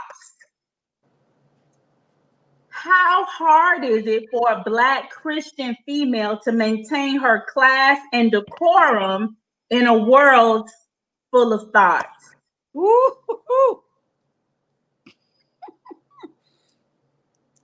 Okay, I go. Y'all don't want to go? Everybody scared? Go Danica, ahead, Miss Paulette. Go niece. ahead. All I would say is grab Go ahead, Stan. grab Thank your you. edge. Go ahead, Okay. Auntie. We gonna All tag right. team. So here's the thing. Now, I'm not a prude by any stretch of the imagination. I am not a prude. Not many things like just take me aback. I'm not a prude. I'm not one of those people. I can look at something and be like, oh, okay. But I clutched my pearls. And yes, I love Jesus. And yes, I listened to the song. And yes, I listened to it, the explicit version of it. It wasn't the saved version. It wasn't the radio version. I literally clutched my pearls and felt like I needed to go on a fast. Like I needed my linen ephod. I needed God to purge me with hyssop. I said, the blood of Jesus. I felt like I was 80 years old with white shoes and white stockings, and I just needed to just bind stuff up. Satan, the Lord rebuke you. I was so taken aback by the vulgarity in that song, and I am nobody's prude. I am so not a prude that my children's friends think that I'm the coolest mom ever. Because my kids and I talk about everything. We have the greatest, but I was flabbergasted at the vulgarity in that song. That this is the stuff that we as women have to let our little girls listen to. Our little impressionable little girls are listening to this stuff because whether we let them listen to it at home or not, and all y'all say people, they don't listen to that in my house. Trust me, they listen to it. If they don't listen to it at your house, they listen to it somewhere, whether it be at school or a friend's house or when you're not home. So let's not be that super saved that y'all think y'all children are not listening to Cardi B and they listen to Kirk Franklin and Marvin Winans. All right. So the song was so much. And again, it's one thing for you to be a woman that's aware of your sexuality. And I think what the church has done is we've done a disservice to women. And we've made women believe that their sexuality is wrong, that it's bad, that if you're overly sexual or overly sensual, then there's something wrong with you. You got a Jezebel spirit, you got all of this stuff. But we have to again go back to the genesis of the thing. And in the book of Genesis, when Adam saw Eve, he did not have one conversation with her. He did not take her on a date. He didn't buy her flowers, and he didn't send her a text message. But when he got up, all he said was, "It is good." So something he got from Miss Eve was good. And whatever that is, we all need that because we want the men that come into our lives to look at us and say, "It is good." I don't want him. Don't even call me Paulette. When you see me, just be like, "Hey, it is good. Hey, how you doing? It is good. How was your day? It is good. Oh, my day was wonderful. How was yours?" And so we can't lose the essence of that. But in that, we've got to find that thin line that we don't cross over to the place to where now we're so overly sexual, so overly sensual that when a man sees you, that's what he sees. Now you want him to see the fact that when you get married, because men are visual creatures, and we know that we've got to please them because that's a part of listen, that literally sex and marriage is like worship. I don't know if y'all know that, but that's like worship. That's like a form of worship. That's why the Bible says that the marriage bed is undefiled. The only other undefiled thing is your worship. So we can't lose that. But we've got to make sure that we don't cross that line to where when a man sees us, all he sees is, okay, so how can you do this? And Cardi B can do this, and Megan Thee Stallion doing this. And we've got to make sure that we let them know that I might can do all of that, but all of that's not for you. That stuff comes with covenant. I'm not doing that stuff with you. That stuff comes with covenant. That stuff comes with you changing my last name. That stuff comes with you standing in front of God and telling God that you're going to honor and protect me. I'm not going to do all this dropping it like it's hot and picking my legs up and swinging on chandeliers. And you ain't got no ring on. The devil is a lie. You're not going to defile me. And then make me got to go before God all humbly and crying, and I'm at the altar snotting because I didn't gave you Meg Thee Stallion, and I didn't gave you Cardi B, and you ain't give me nothing. No, you're gonna have to give me a last name, you're gonna have to give me a ring, you're gonna have to give me a piece of paper, and then we can talk about what I can do over there. But until you do all of that, we're not talking about that. So we've got to be careful, and it's a very thin line because that's just where we live in our society now. That's what we see. And I also want women to understand that you can have a WAP, because we all know what it stands for, and still get cheated on, because Cardi B husband cheat on her all the time. She gave him $150,000 in the refrigerator, and he still cheat on her. So the WAP can't mean too much because he's still cheating. So if y'all think that the WAP is what's going to keep him, y'all sadly mistaken, because she talking about something that clearly it's not good enough because he's still sleeping with other women and getting caught. So he don't even have enough respect to be able to cover his kick dirt on it after he do it. He leave it up to where she can even find it. So there's even no respect there. And then the part of her about her not cooking and cleaning, y'all listen to that if y'all want to. Y'all, I know a lot of women, y'all say that that's antiquated and, oh, you don't have to cook, and that y'all keep right on. Now, you might not have to cook a 5-course meal, but you better be able to make that kitchen burn like you make that bed burn. You better be able to make something. I don't care if you got to get on YouTube. Y'all get on YouTube to learn how to do makeup and learn how to do hair. Get on YouTube and learn how to cook a good meal, so that when he comes home, the kitchen smell good too. And after he eats that, maybe he'll stay home more, because he ain't got to stop nowhere to get no food. So he ain't gonna meet nobody at KFC. He ain't gonna meet her at Zaxby's. He ain't gonna meet her nowhere because he coming home to you because he know you eat some food in his house. And y'all wonder what, let me stop. But anyway, so y'all don't take y'all cues from these. Listen to the song, take it at a grain of salt, and keep it moving. And if you do have a WAP, please save it for your husband. Can you do that? Please save it for him, because he got to pay for that. Your WAP shouldn't be that free. Make him pay for that. And how does he pay for it? With a ring, a name change, and a covenant. I know that's right. My Lord, today. And don't allow this world system to make you feel as though, well, let me go out and be a thought, and let me go out and do these different things so that I can get the attention of a man. Because that ain't it. That ain't it. All right, so we got to move on. Y'all still have y'all edges. Are they still there? Mine is big. My forehead already big. It's just mine too. Lord have mercy. All right, let's talk about it. And we mentioned it, but it's time. It's time to really talk about this for the next 30 minutes. We going in. So I need to hear from everybody, because I believe this affects all of us. The Black church and the just wait on a man rhetoric. And I know what, and let me preface this. I believe what Missy Lane said, and that we should wait on a man. And we should have, like Miss Paulette said, discernment. But there is some things being pushed and an agenda being pushed in the Black church concerning Black women.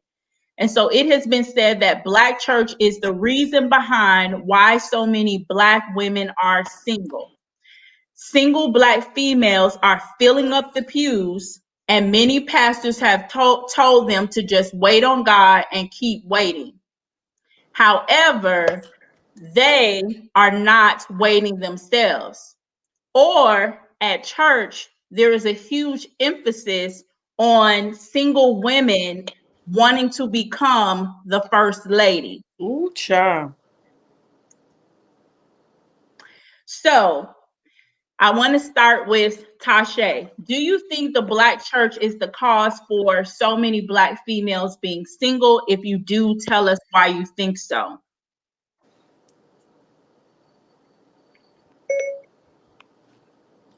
Um, yes, I do. For a few reasons. Like I said, I mentioned in the comments, I think that Black church has made us awkward, socially awkward when it comes to the opposite sex.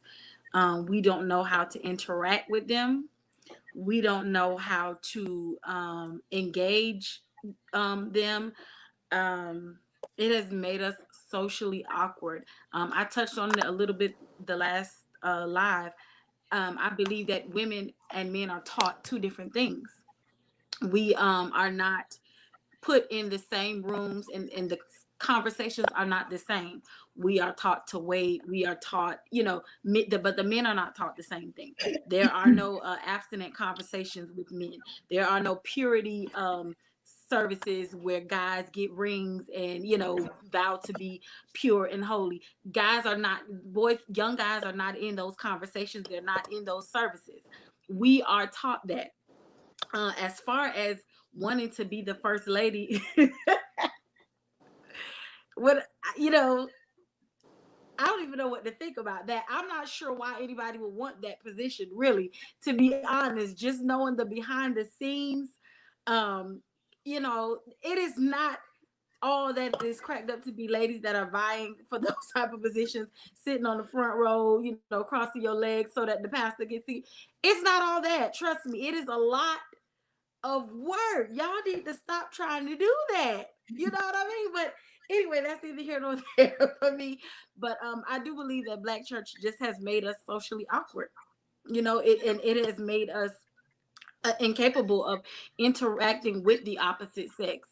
And I believe that they do a lot of relationship goals series and things like that, and I see that popping up a lot. But there is a lot of misinformation, and people are saying one thing and they're telling, it's like there's a difference in information, and it's hard to dissect and to determine what is applicable to yourself. I've gotten to the point where I just stopped listening to a lot of those relationship goals series and things like that, and I just go to God about whatever I need to. And it may sound cliche, but seriously, the church and a lot of pastors and they've led us astray, and they have made us awkward. I mean, people say you're the prize and the man should find you, and that's right. But that don't mean that you can't say hello to somebody. That don't mean that you can't send a text. You know what I'm saying? Like, you want this man to sit around and chase you. He ain't say chase. Like, but this is how they make it seem like like what we should be doing, ignoring his calls intentionally. Like, these are the crazy things that we get. And I just think where I am right now, I mean, I listen to some of them, but I don't apply a lot of that to my life because it's not getting me anywhere. And I'm looking and surveying Black churches, and I'm like, okay, I don't want to be like sister so and so. And it's a lot of sister so and so's in the church, 50 and 60, 70 years old, and not married, nowhere near marriage, not marriage material. You know what I'm saying? Just the Still Black church has mean, definitely done us a disservice. yeah, Davika. All right, so I made my little notes. So one of the things that I caught, they was talking about this whole thing about the first lady. Let me get into that. I definitely think that the church, the Black church in particular, definitely because of patriarchal homogeny, the way that the biblical interpretation is from a masculines only. They're not illuminating women's stories from the feminine voice. As I am a womanist, liberated pastor, care counselor, preacher, teacher, everything I come, I honor women's stories. I'm finding out why were we muted, and because oftentimes we don't hear women's stories, even from the male pastor or from the women, when it talks about our relationship attainment and illuminating stories in the Bible that talks about relationships, marriage, and etc. is always from a patriarchal construct, and it's full of misogyny, full of chauvinism. And what essentially happens is you have all these Black women that they are pretty much awarded for self-sacrificing for the black church. Everything you do has got to be centered around the church. You know, your tithe and your service is centered around the church. So from Sunday to Saturday to Sunday again, all their time is at the church. And what pastors say this and that, they ain't got time to meet nobody because they at the church doing all the work. And the men are only in leadership, but the women are carrying the church. So Ooh. if you have the women doing all the auxiliary, doing everything else, when are they having time to be out, to be found? Hello, because most of this, y'all see the church, the men ain't there. Hello, somebody. Now to the comments of wanting to be the first lady.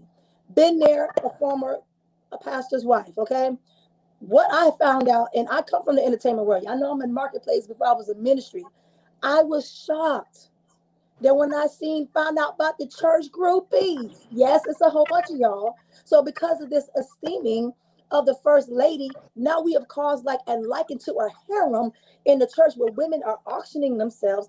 This competition spirit. Now they going against their sister because they fighting over this one man. Well, God said he my husband. Girl, God ain't tell you and them thousand other women that all y'all that man wife.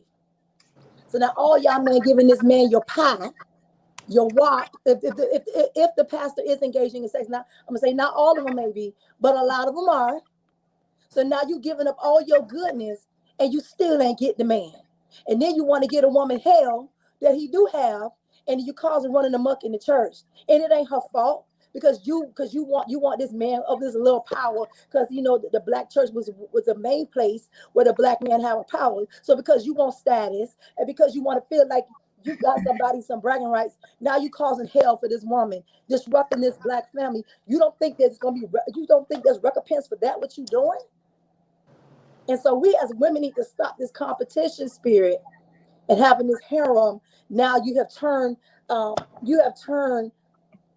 church dynamic into a harem because that's what you're doing. Sitting up there, open up your legs on the front row, trying to show the man your cookies. Let the man teach the word of God. Like I've seen it.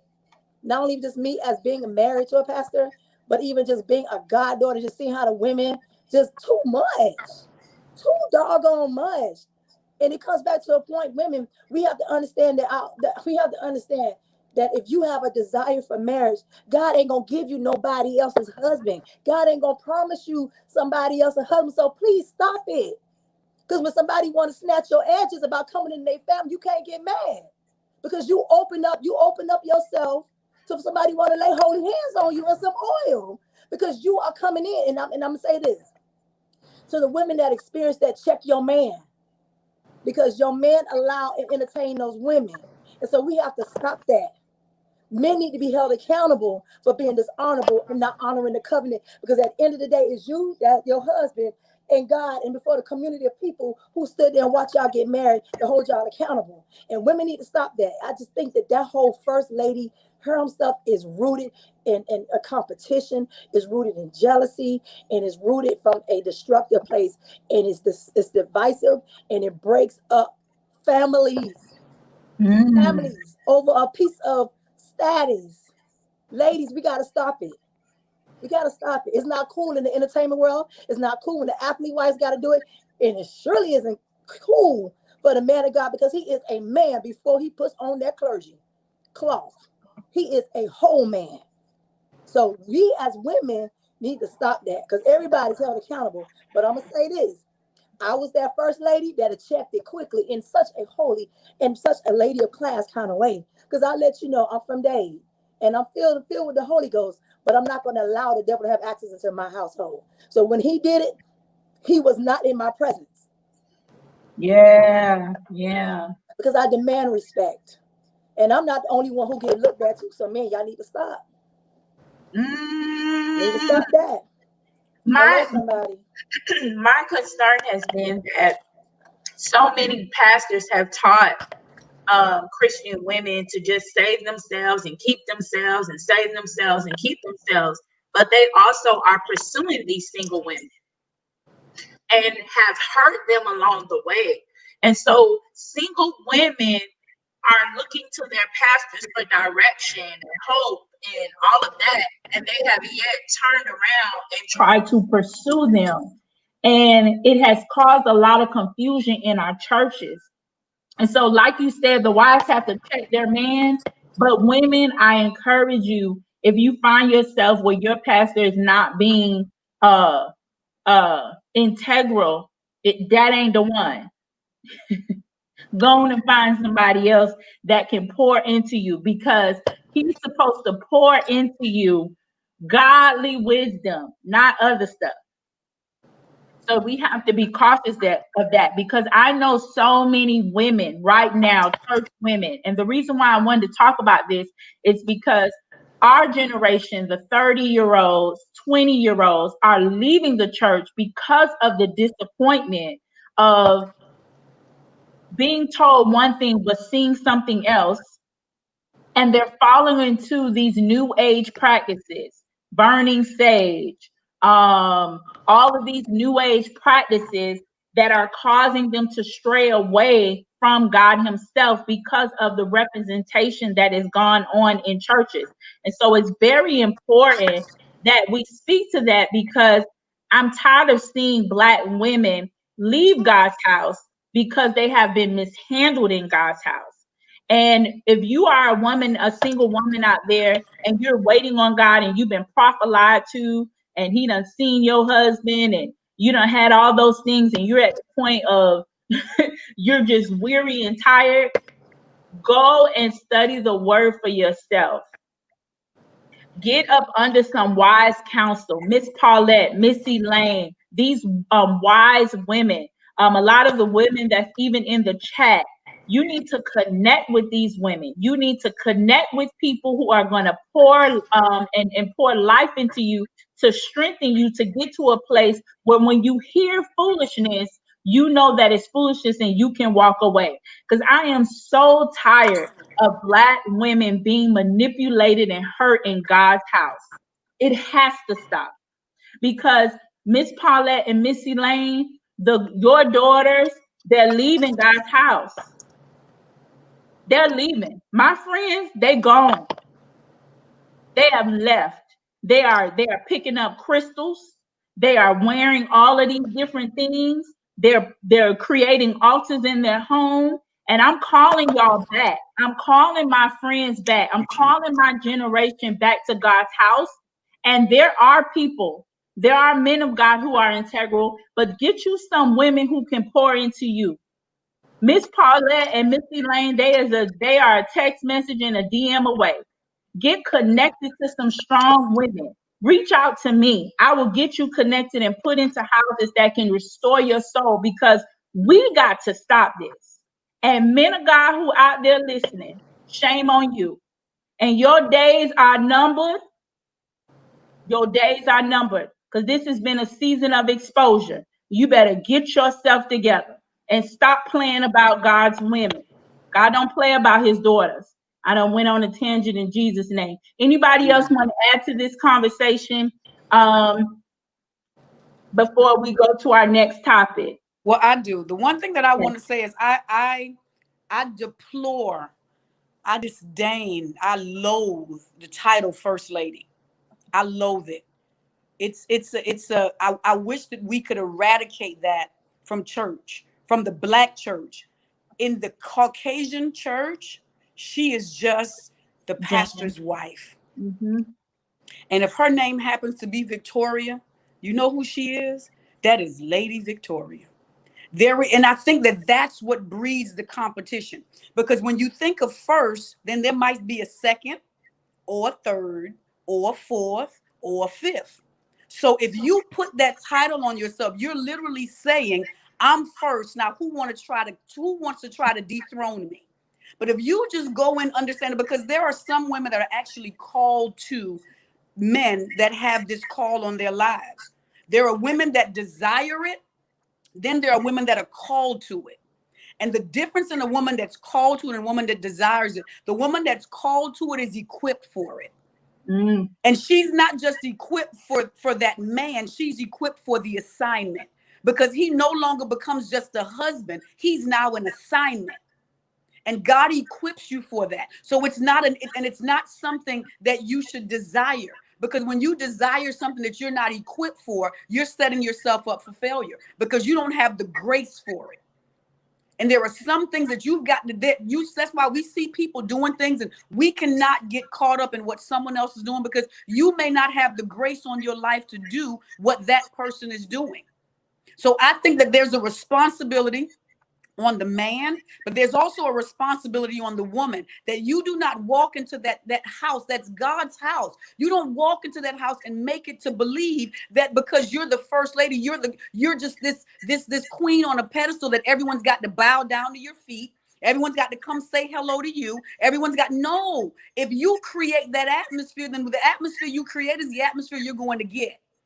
If you walk into that church and you say, hey, listen, when I walk into this church, this man right here is my pastor. He is my pastor, just like he's your pastor. I want you all to respect him as pastor. When he walks out the door, he's my husband. But I'm not going to let you all get in the way of him being my pastor because he still has to pastor me.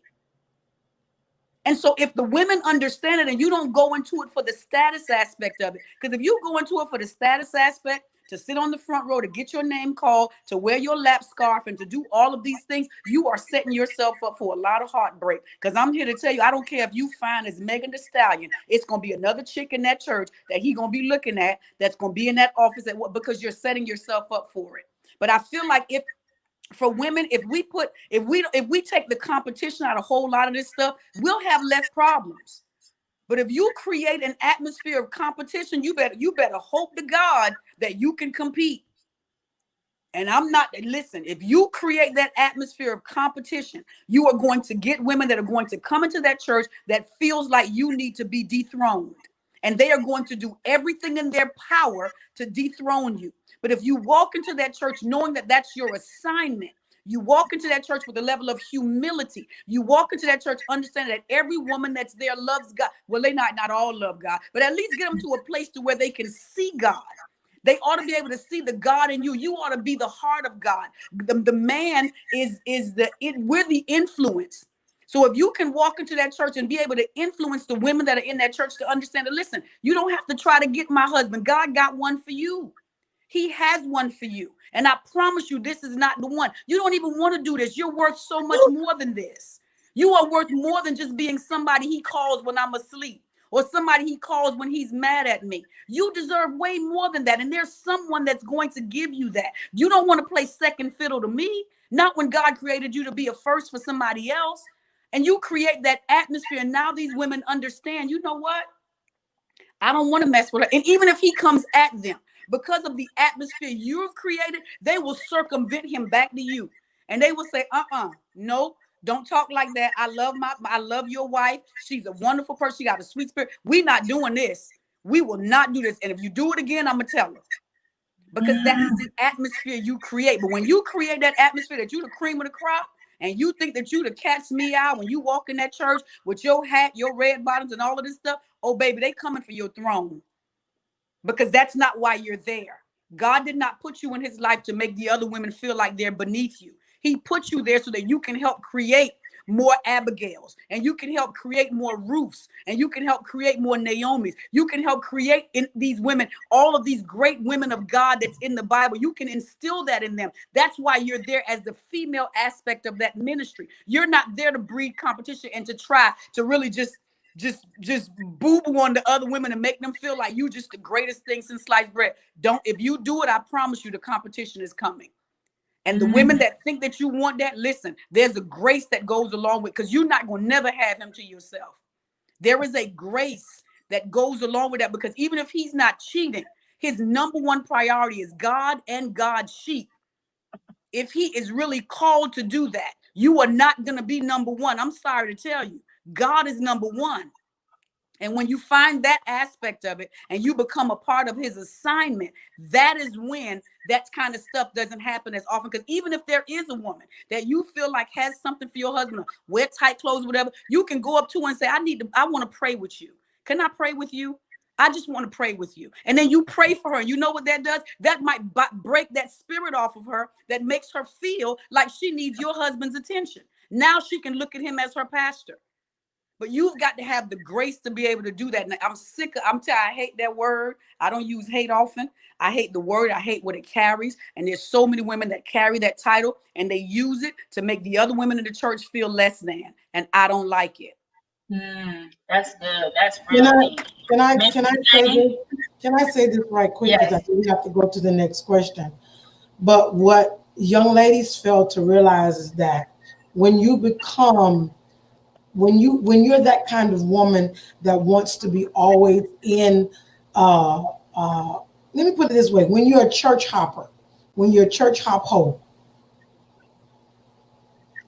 when you are a church hop whore, what happens is the preachers and the pastors, they're on the phone saying, oh, she's left my church because she thought she can get me to do this. She thought me because she can get me to do that.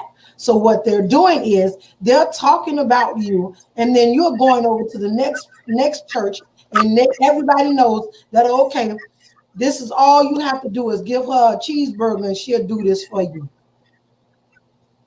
That's what happens. So that's why we as women, we have to know our worth within ourselves. They say, wait a minute, honey, I know I look good. I know I'm okay. But that's your husband. You have to put these men in their place. No. Like Paulette said, you're not going to say that to me. Your wife is good. Your wife is sweet. I love her. I don't want you, because I'm telling you, women that go from church to church to church to church, baby, you all become the preacher conversation. Because I done heard it. Because I done heard it. Everybody knows that you're the one that goes around to all the churches, and you're the ones that'll drop your happy any way you want to drop it. I'm done. Anybody else want to share about Black church? Tasia, you have anything to say about what you learned as far as do you think that some of the teachings from church kept you stagnant in being single?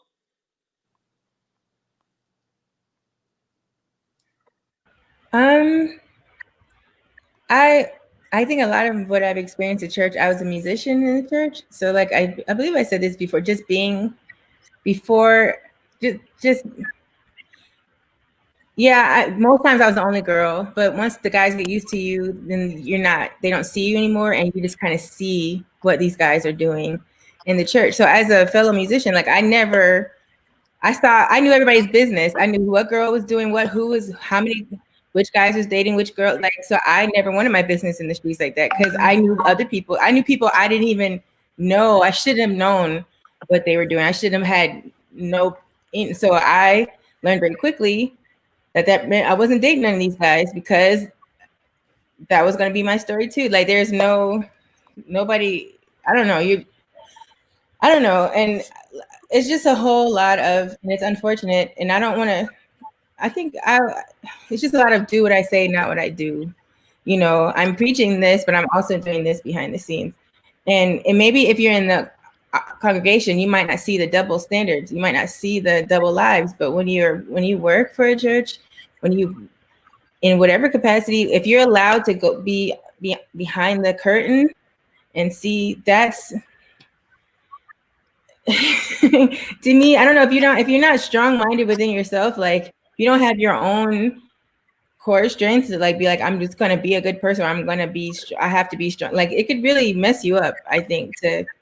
And unfortunately, it's the double standards always against the woman. Like the woman's always called out for the bad behavior. The woman, if she's pregnant, she's the one who sat down. It's the minister of music that made her pregnant, but he's still allowed to be up there. Nobody sat him down. Nobody took him. You know, but the girl is the one who has to sit down. It's the girl. And then, you know, we want to. Yes, we should talk against the women who are the ones sleeping around too, but I feel like we always talk just to the women. Either we're telling don't do this, or either we're shaming the ones that do. And it's these men. Nobody tells the men stop. Nobody says you're wrong. Nobody ever calls the men out. We want to quickly tell women, don't you be a Jezebel. But what about the men? Like, and I'm not to say that the woman is, yes, women don't sleep around, like, don't know your worth, but Who is talking to the guys? But these guys, who's going to talk to the guys? The same man that's doing it too. You're going to tell the son to not do it when you're the daddy doing it. So it's, I don't know when the cycle breaks, but it's I don't know. So that's I don't really that's know. I don't, perfectly it, and Tasia, I because really, that is the frustration. Yes, ladies, we need to know our worth and we need to stop the foolishness, but we also need men to be held accountable. You cannot go from the choir to the usher board to the this side and that side, and you got multiple babies and multiple relationships, and then nothing happened, and you still get up there to take a test. you get promotions, you get moved around, like you get elevated, you get, and these even I mean, sometimes it's people don't know what's going on, but sometimes people do still know what you've done, and you get no, and it happens in small churches and it happens in big churches, and it's a power thing. It's the same way in the entertainment industry. People are attracted to power, and so any power attracts, and the church is just as powerful. Like a pastor, anybody with a title in the church is just as people are just attracted to the power, and I don't know. It just gets the people who hold the power also, I think, get addicted to that and they misuse it. And that's what's hurting people is the misuse of power, and I wish people would just realize you're going to have to be accountable one day to the people that you misled. God's going to hold you accountable to everybody that you let, the person who stopped going to church because of how you treated them, or the person who is double-minded because they're learning different things. Like you, person in power, are going to be responsible for these souls that you are corrupting. I don't You're know. right on it. Don't doubt that, because what you're saying, when you go back to the comments, you are spot on. So many women have left the flock. So many women have left fellowship because they were scrutinized, demonized, cast out, spoken about from the pulpit in undertones and ways throughout the sermon. They've been pitted against from other women, like, oh, don't hang with her because she did this, and oh, don't let's not go to the point where we just call her crazy. Let's not talk about Falsely accused. if she just show up to the church and she ready to cuss you out and we just call her crazy. But we don't talk about the fact that you've literally put her in some foolishness. You've lied, you've cheated, you talked about her, you've done all these things, you've hit her, and then all of a sudden when she reacts, oh, she's just crazy. We have to stop that, because it has an effect on how we can worship, and it has an effect on how we view men. So for single women, if they're seeing men in power treat other women in this way, it affects how you all can be vulnerable with other men. It affects you all. Even if a nice guy does come up, you like, because of the foolishness. So it's very important. This conversation is very needed, and the comment section is off the chain. They are having an amazing time. We got to close this out. You all have been absolutely amazing. Absolutely amazing. All of you all. This has been phenomenal. Just give us a second if you've enjoyed this. I have one last question to ask the ladies, because some fellas wanted to know this. So I got to ask you, and this is how we're going to close out the night. But before we do that, have y'all enjoyed this? Have y'all enjoyed this? They told us that we have to do this again and just do a show on flirting. The people need help. That thing hits some people. Have y'all enjoyed this? Have y'all enjoyed it? We got thumbs up. This was amazing. Don't leave, y'all, because I got a question to ask the ladies. This is it. After our last live,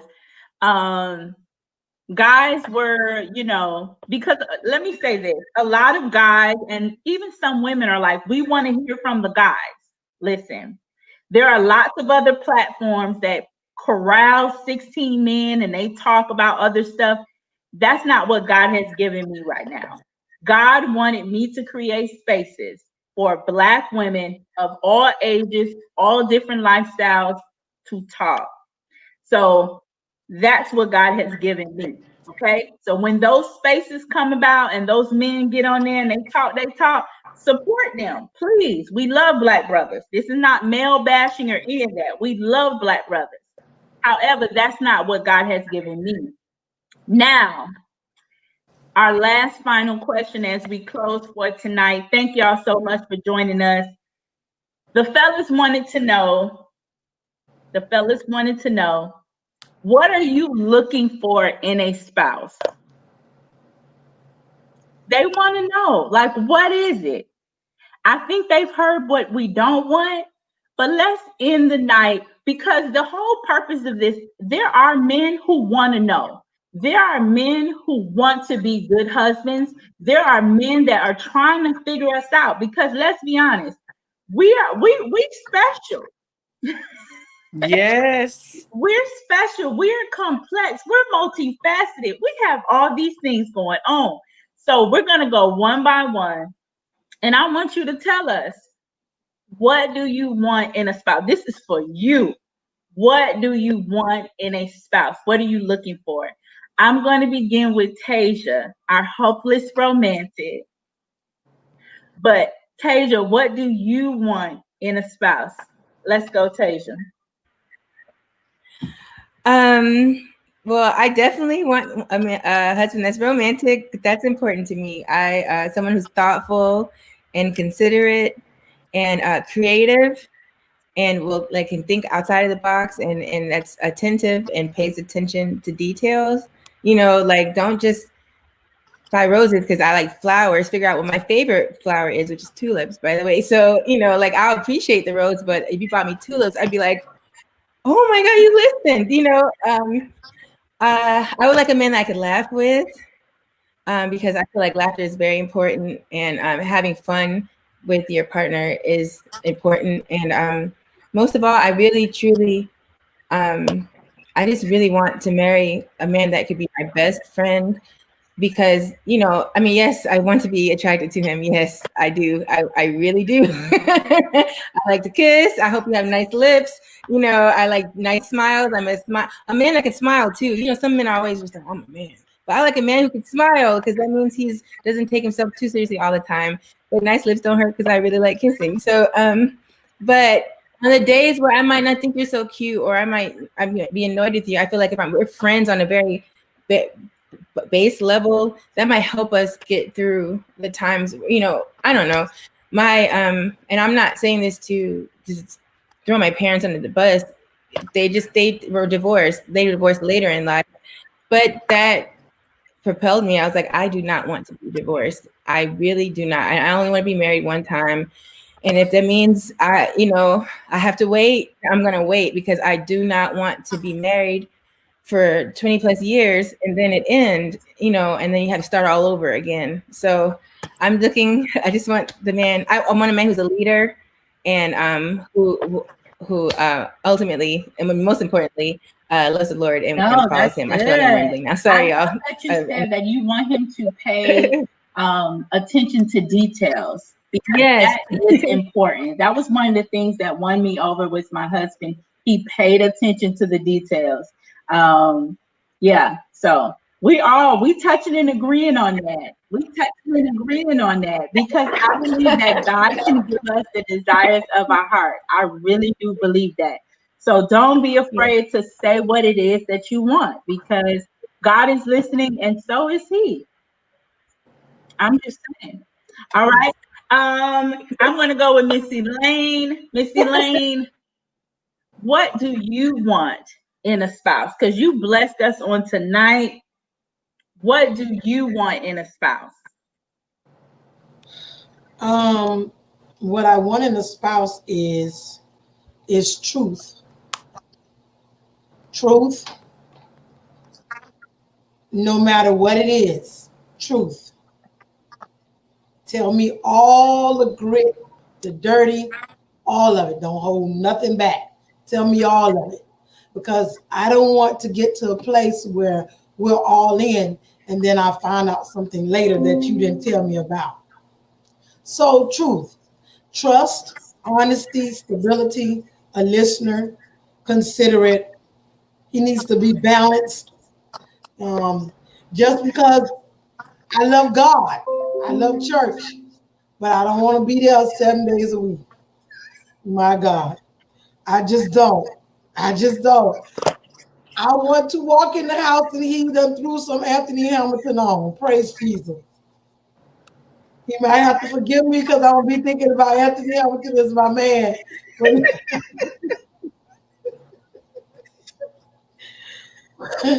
But, balance, he has to be attractive because I'm gonna have to look at him all the time. God praise Jesus. um, has to be my friend. He has to be my friend. Career driven, a leader, has to be passionate. Um, he has to pay attention to details, like Tabor said. He has to pay attention to details.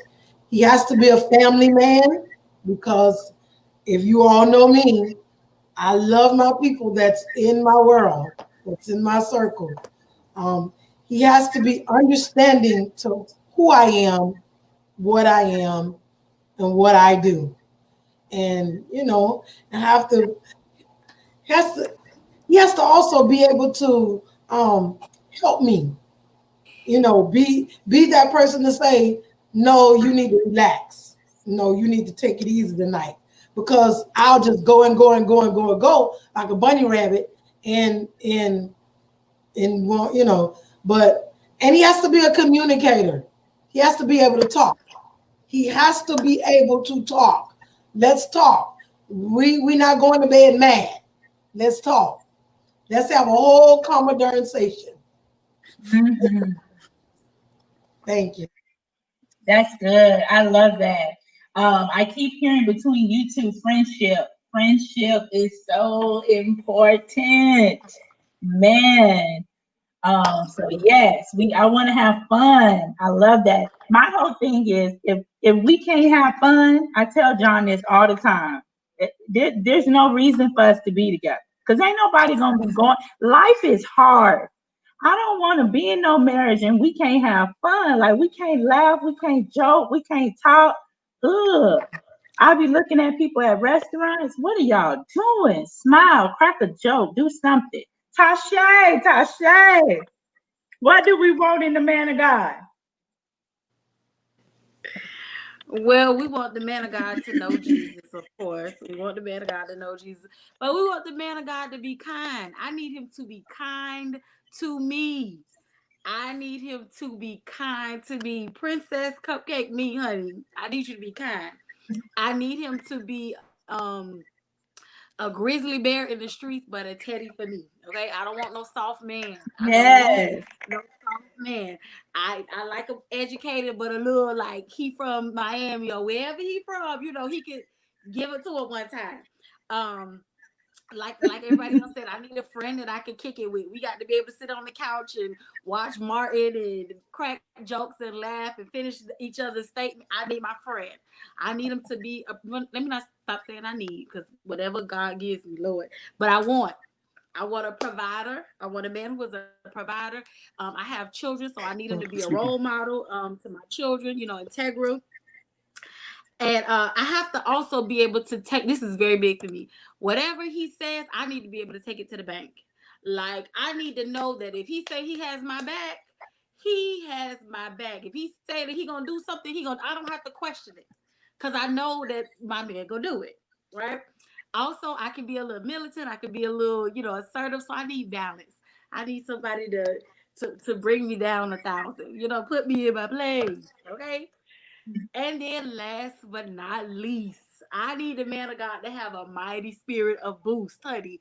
I need to think that I am fine. You know what I'm saying? I need him to be like, ooh, we see me like, yeah, girl, you look good. Like, yeah, I need, yeah, thank you. Boost me up, okay? That is what I need. I love it. I love it. Gas me up, man of God. Don't have me out here feeling low. Look at me and be like, yes, yes, that is so funny. I love it. That's so good. I told Tasha a couple of weeks ago, me and her were talking, and I said, what y'all need to be praying for is a kind man. That kindness, because to be in a house, say for example, you in a house right now with a man and he mean, he just snippy, he mean. You want a kind man. That goes a long way. And most kind men are a little more reserved. Some people will say they lame, but please give me kind any day. Please give me kind any day. Mr. Vika, Oh my gosh, y'all tell us, got me tell over us, tell us, here. tell us what you need. Oh man, so of course it's a known. He has to be a man of God. He has to be a man of faith. You know, the next thing for me is one of the main things. He has to be a man of integrity, because the way I go and I got to be able to trust you, right? So I don't want to be bogged down in what my man is doing. That's key for me. A man of integrity, a self-assured man, who is not afraid of an alpha woman. Um, he knows how to speak to my spirit. I say that all the time. So that being a kind man is definitely a part of it. He has to be nurturing, a family man, because of who I am and what I do to the community, and because I am so connected to people, that you have to be understanding, and know that I do value my home and my time. So I would definitely a man who can honor me and what I have going on, and not feel intimidated that the way that God used me in so many different complexities. He has to be a communicator. He has to be intentional, with everything, how he handles me. I have to say that because I know I'm a strong spirit. I'm a Scorpio. I could be a lot. But how you talk to me in the tone, it makes such a huge difference. I'm very understanding. So I want that reciprocated. If I'm mindful of how I talk to you and handle you, I need a man. He must know how to talk to me. Because if he don't, he going to get the Scorpio stinger. To know that he has to be an equitable partner, adventurous. I say this, he can't have a impoverished mentality. And what I mean by I don't like somebody that's broke. And when I say about impoverished mentality, because we out here, look, we going out here taking the binding blocks. I need a man to know he's an equitable partner. I don't want him to be afraid to take a risk. You know, so I mean by the impoverished mentality, you can't see future, you're not future forward, you're not a man of vision. I need a man of vision. Okay, it has a man who is a man of strategy. Because in those areas where I need to have the organization, I need him to be able to carry me in those areas because I'm passionate. I'm a giver. I'm a provider. That's give or take. Definitely a role model. He has to be a man of his word. I'm like you would to Shay, because I gotta trust you at your word. If you say you're gonna do something, I need you to do it. And to know that I am a prepper princess, but I don't expect for you to your way to show me is through your pocket. Your time is more valuable to me. Your time, and I know my love languages, and I know all five of them. So that's where I want to stop there. And he got to be over 6 feet. Period. That's it. That's my superficial thing. I'm 5'11" and I wear some heels. He got to be at least 6 feet. I'm sorry, y'all. That's my one superficial. I tried it with the first husband. He was 5'9". I can't do it, Jesus. I need my heels, and I need to feel like a lady at all times. I'm sorry. I understand you tall girls tonight. Listen, Yeah. I put on my heels. I'm 6'3". Listen, Jeez. I need you to be tall. I need you to hold me, and I not feel like, hey, little man. That ain't gonna work. That is just not gonna work. Praise God. All right, Miss Paulette. What say ye? Well, I guess we all gonna marry the same guy. What is that? We gonna be sister wives.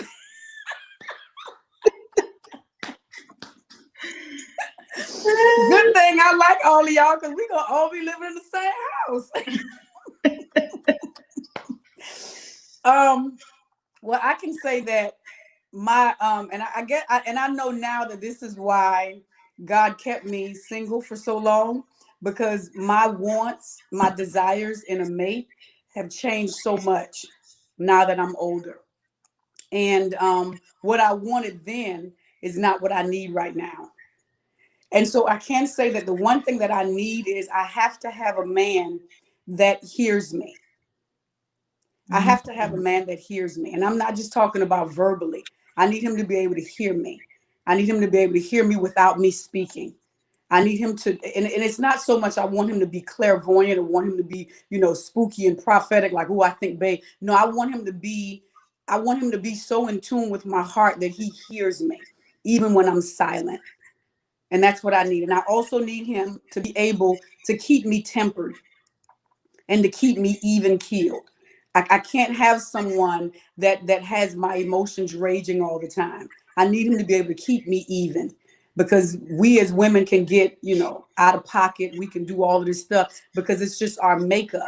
And I'm not even so much just, and again, that's that nonverbal stuff. I want him to be able to just look at me and say, it's okay.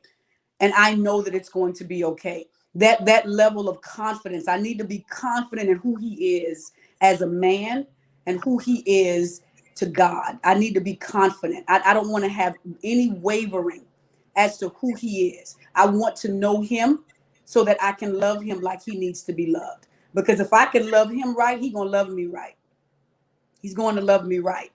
And I want a man that I respect. I want to respect you, because when you respect him, you can submit to him. And I want him to be that respectable man that I can go anywhere with him and feel protected. I want to be with a man that understands that if we're walking in the street, you should be on the side where the traffic is coming. That's not something that I have to tell you. I want that kind of man. I want that kind of man that's worried about me, even when I'm not worried about me. I just need a protector. And I've always said that I'm not a big dog fan.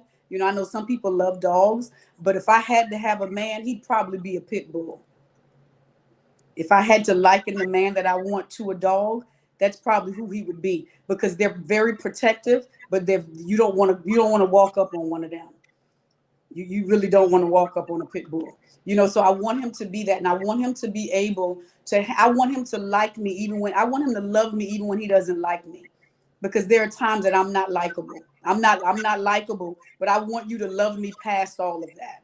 And I want him to be able, because I don't want to come to him with bags, but I also want him to be able to, if it happens to be something that comes up that I thought was out of my bag, I want him to be able to help me navigate through it. Because sometimes we feel like we've unpacked everything, and then something happens, life happens, and it unearths something that we thought was gone that really isn't gone. I don't want that to alarm him. I want him to be able to handle whatever happens. If something comes up that I didn't deal with, that I thought I dealt with, I don't want it to throw him off. I want his strength to show up and say, you know what, we got this. We got it. We can handle that. And so, and he definitely has to love God. I mean, those are just the things that are givens. And he has to be able to communicate. I can't be with someone that doesn't communicate, but you have to figure out how we communicate, because not all people communicate the same. Our Right. languages have to coincide. And I also need a man that has his own life. I'm not the smothering type of woman. I need a man that has his own life, has his own interests, has his own friends. I need that, because I like my alone time. I have an extroverted personality, but the real reality of it is I'm an introvert. I can be by myself all day. I go on day trips all the time.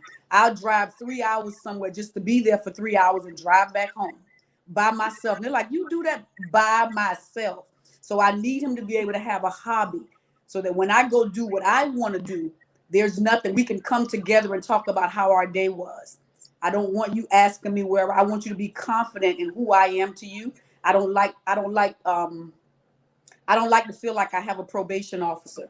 I'm not going to run down everything that I do to you. I don't want that. I'm not in prison, and I'm not a felon, and I don't feel like I should have to answer a million questions as to where I was, who I was. And you have to be confident, because the one thing that I am is I understand now, because I've dated men that weren't confident in who they were, and so they made me feel like something was wrong with me because of the attention that I got. So it made me self-conscious about me. So I need you to be confident, knowing that no matter where we go, I'm going to get attention.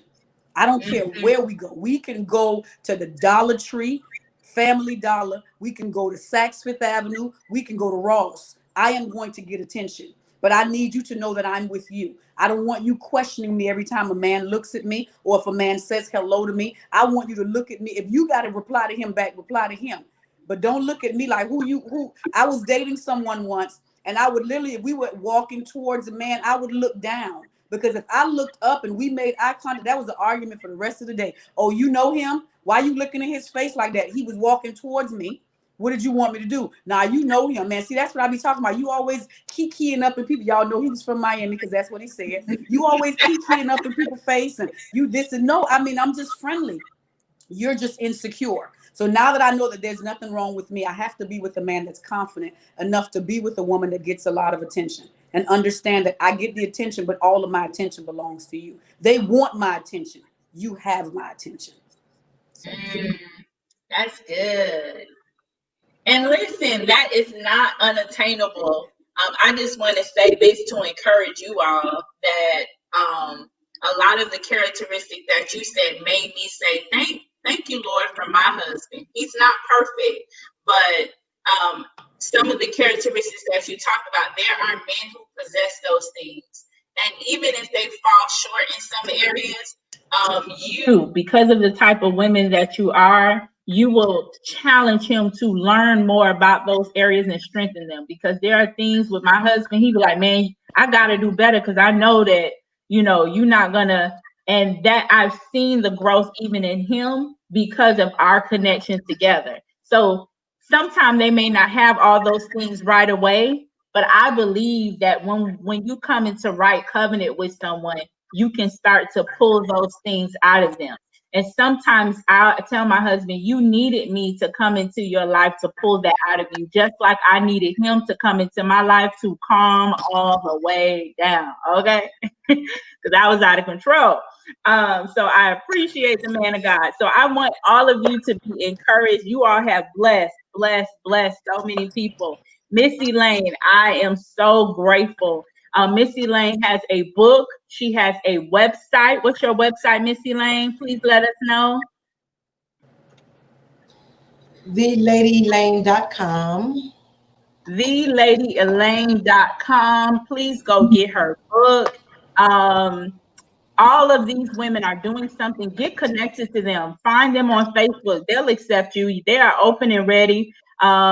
And you'll see Miss Paulette and Tasha later on, and Missy Lane later on at the beginning of September. We're going to do something very special at the beginning of September, Labor Day weekend, for single women. And it's going to be like a mentorship Monday night. We just want to pour into single women. And I wanted you all to hear from ladies of wisdom to pour into us. The Titus 2 women coming back to pour into the Proverbs 31 women. So that's coming up soon. I know that's going to be a blessing. Also, next week, Monday, August 17th, we're going to be having a conversation about the Black mind and our mental health and awareness. And I brought the baddest Black female therapist that I know. I'm talking about, these ladies are off the chain. They're coming and they're talking about our mind, because our minds hold so much power. And as women, Black women, if we can get that healthy, there's so much more we can do in the earth. And so thank you all. We've gone way past the time, but I appreciate you all. I love you all. Panelists, stay behind. Let everyone know we say bye. See you all next Monday. Share, share, share.